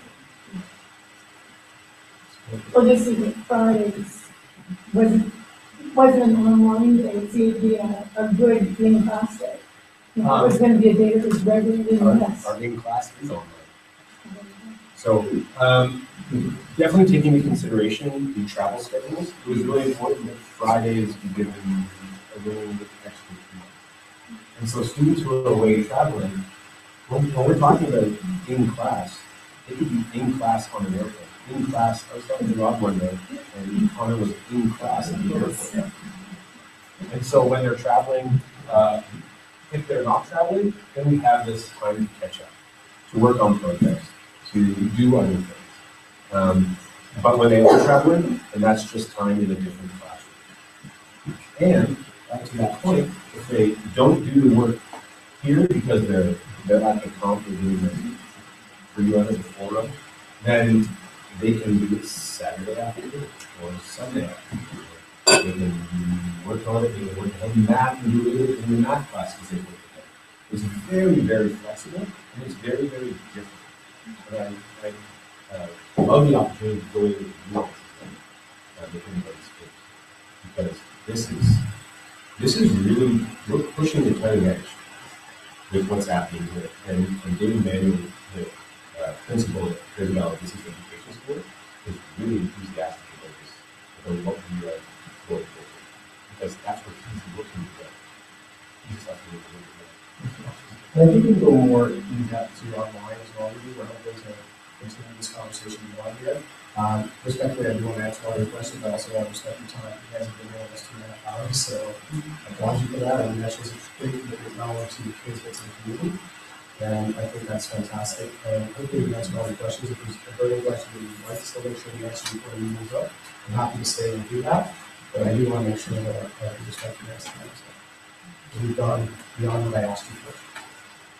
One last thing, if you have freestyle, free ride, potentially snowboarders, potentially ski racers in your community at school, their competition times are all completely different. Yes. So your school community will be segregated according to who's away, because the competition's different times. Yes. So is that? During one trimester. Yeah, so some people would get the Friday in class and some people wouldn't. So there's always going to be that share that anything. Exactly. Because we're always open, we're always online, so yeah, that's what we're built to do. But I'm built to say, we're not in a stage of, I'm not criticizing anything. I've been in an experience where I've gone to school and I said, we're going away for a couple of weeks. And we're going to go for the next couple of weeks. Oh, no, I actually looked at it. How do you keep it running? That's not okay. I think it's a really good point though, Bob, to add about, one term when we're focusing on snow sports or those competitions and so on happening 2/3 of the time, you do a little more of the And fewer classes per week. If I could just, one more comment specifically, I read today that the Sobolos School performed very well in the standardized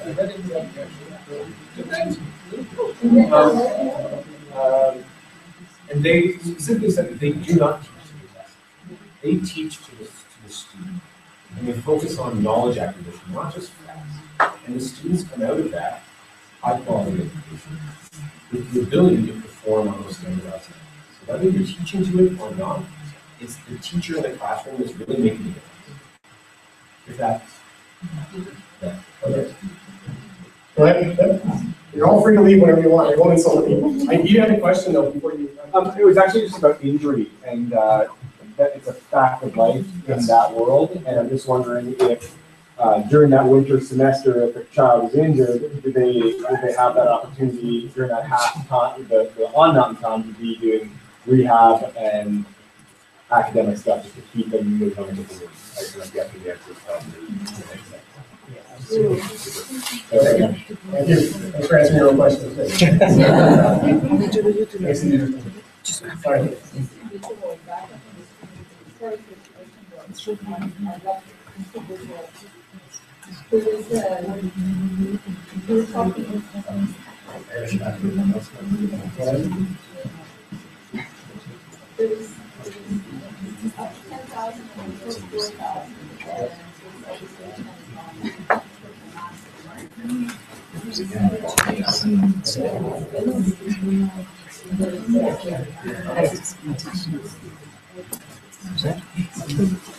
We have fixed costs that are operating budget.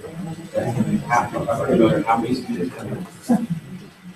But over and above that, it's adjusted to distribute the cost of all the students. So the more students we have, the cheaper it gets.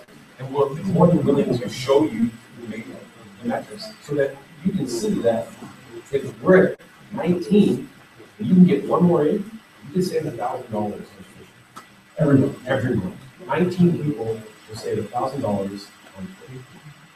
So 39.99 is based on their necessities. If we had 30 children, we could run a program at $399 plus extra students. We could run it at that. So that's a critical to know, right? And 30 is a really important number because we really think it comes to 30. Okay? And we also get a tremendous amount of support from elsewhere at 30. At 30, it opens up. The world of opportunity opens up tremendously.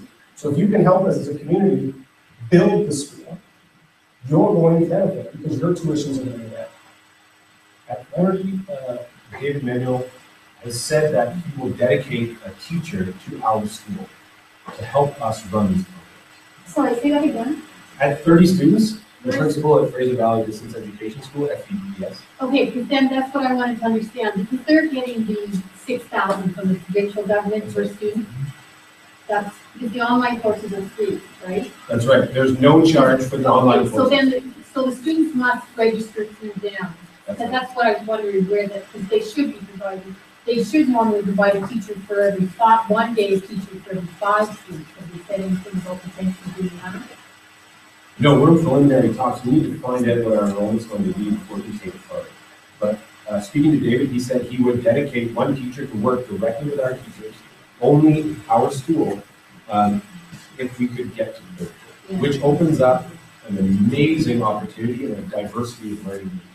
It also allows me to bring in companies like 3D Systems and others that it's going to be much more difficult to do in a smaller group, right? To replace it in So absolutely, the more we can build the community and build this, the better resources we can bring to the students, and the lower we can bring the tuition. But it's very transparent, and we will be posting that online. You'll see exactly how that goes as we get the enrollment up, and you start to see how that bond moves and what it does. I think of it like a Kickstarter campaign or a new campaign, a new bar. Yeah, if you move the go-go bar and make the go-go campaign, you improve the results. If you move the bar here by helping us put more students into our program, you lower the cost.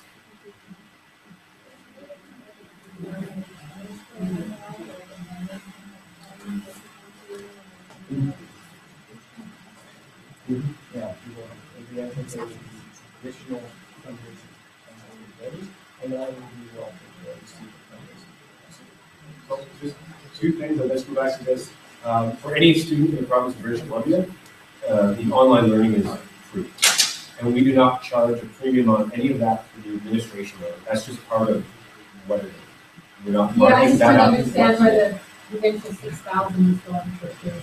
Yeah, 2 Fraser Valley Those Distance. two things, that's what. And as well, But they all get of that regardless of whether you have 30 or not. Like if you have 20, they're still getting the 6,000 per kid. Yes, it's per child. Yeah, so I just wanted to feel, I think there's a bit of a room for negotiating to get something back for that 6,000. Oh, I agree. I think there's always room for negotiation. And we will get there, but I never go into a negotiation from a position of weakness. Until we know what our enrollment is, Yeah, we I have no position understand, of power. Terry would be much stronger. Yeah. Put us in a position of power and I will negotiate. The first number you threw out was good. Yeah. I have a feeling it's. Well, that sounds like 25, right? You're saying 5 for 1. Yeah, it's supposed to, but it's supposed Okay. to be. Yeah. Put us in a position of power and we'll get into the negotiations. Thank you, everybody, for your time. I appreciate it very much. And thanks for staying and showing your commitment to this. And thank you very much, guys. Appreciate it. Have a great evening.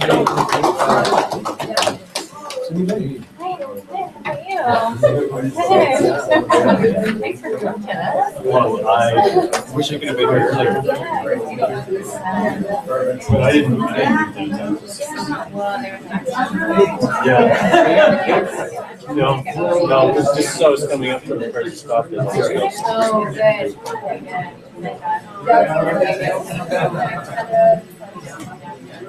Yeah.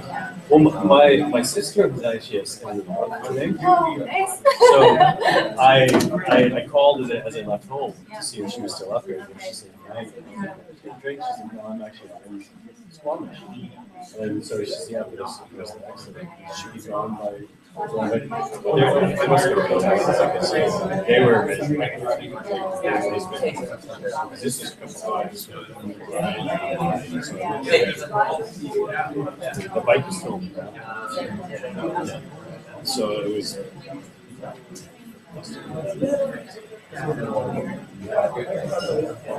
Yeah. No, I think it's amazing. Yes. From my time as CME, the two people that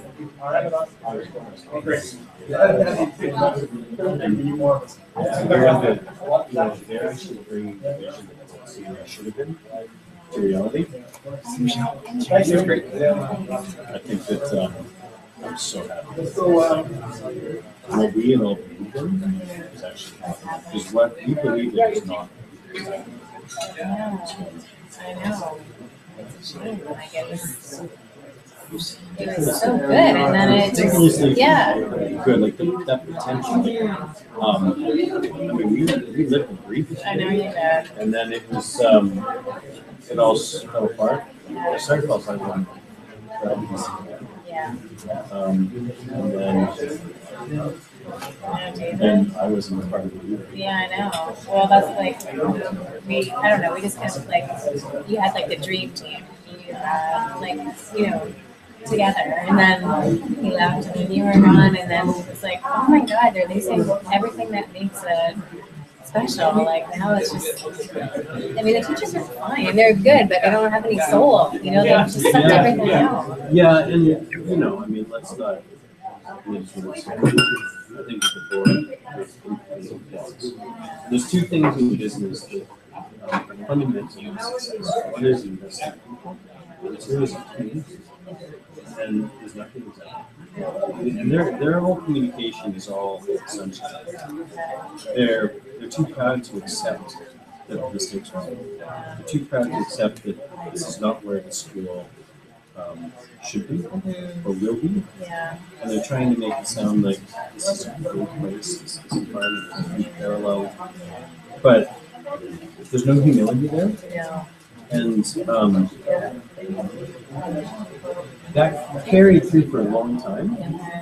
But when a few things happened, when I left, and then recently with Dave, I think people are just like, hey, this is really not what you're saying it is. And people are starting to give up. Yeah, I think so too. And it's unfortunate. And it's not the vision, it's the execution. Yeah. Yes, because they have all the right ideas. It's just putting it out there. That was the architect Yeah. of the system. And you were the administrator, so it's like the dream team. And Jeff Goldman have this innovative independent school, but he doesn't know what that actually is. And to be frank, he was still I guess they come at it from a different angle.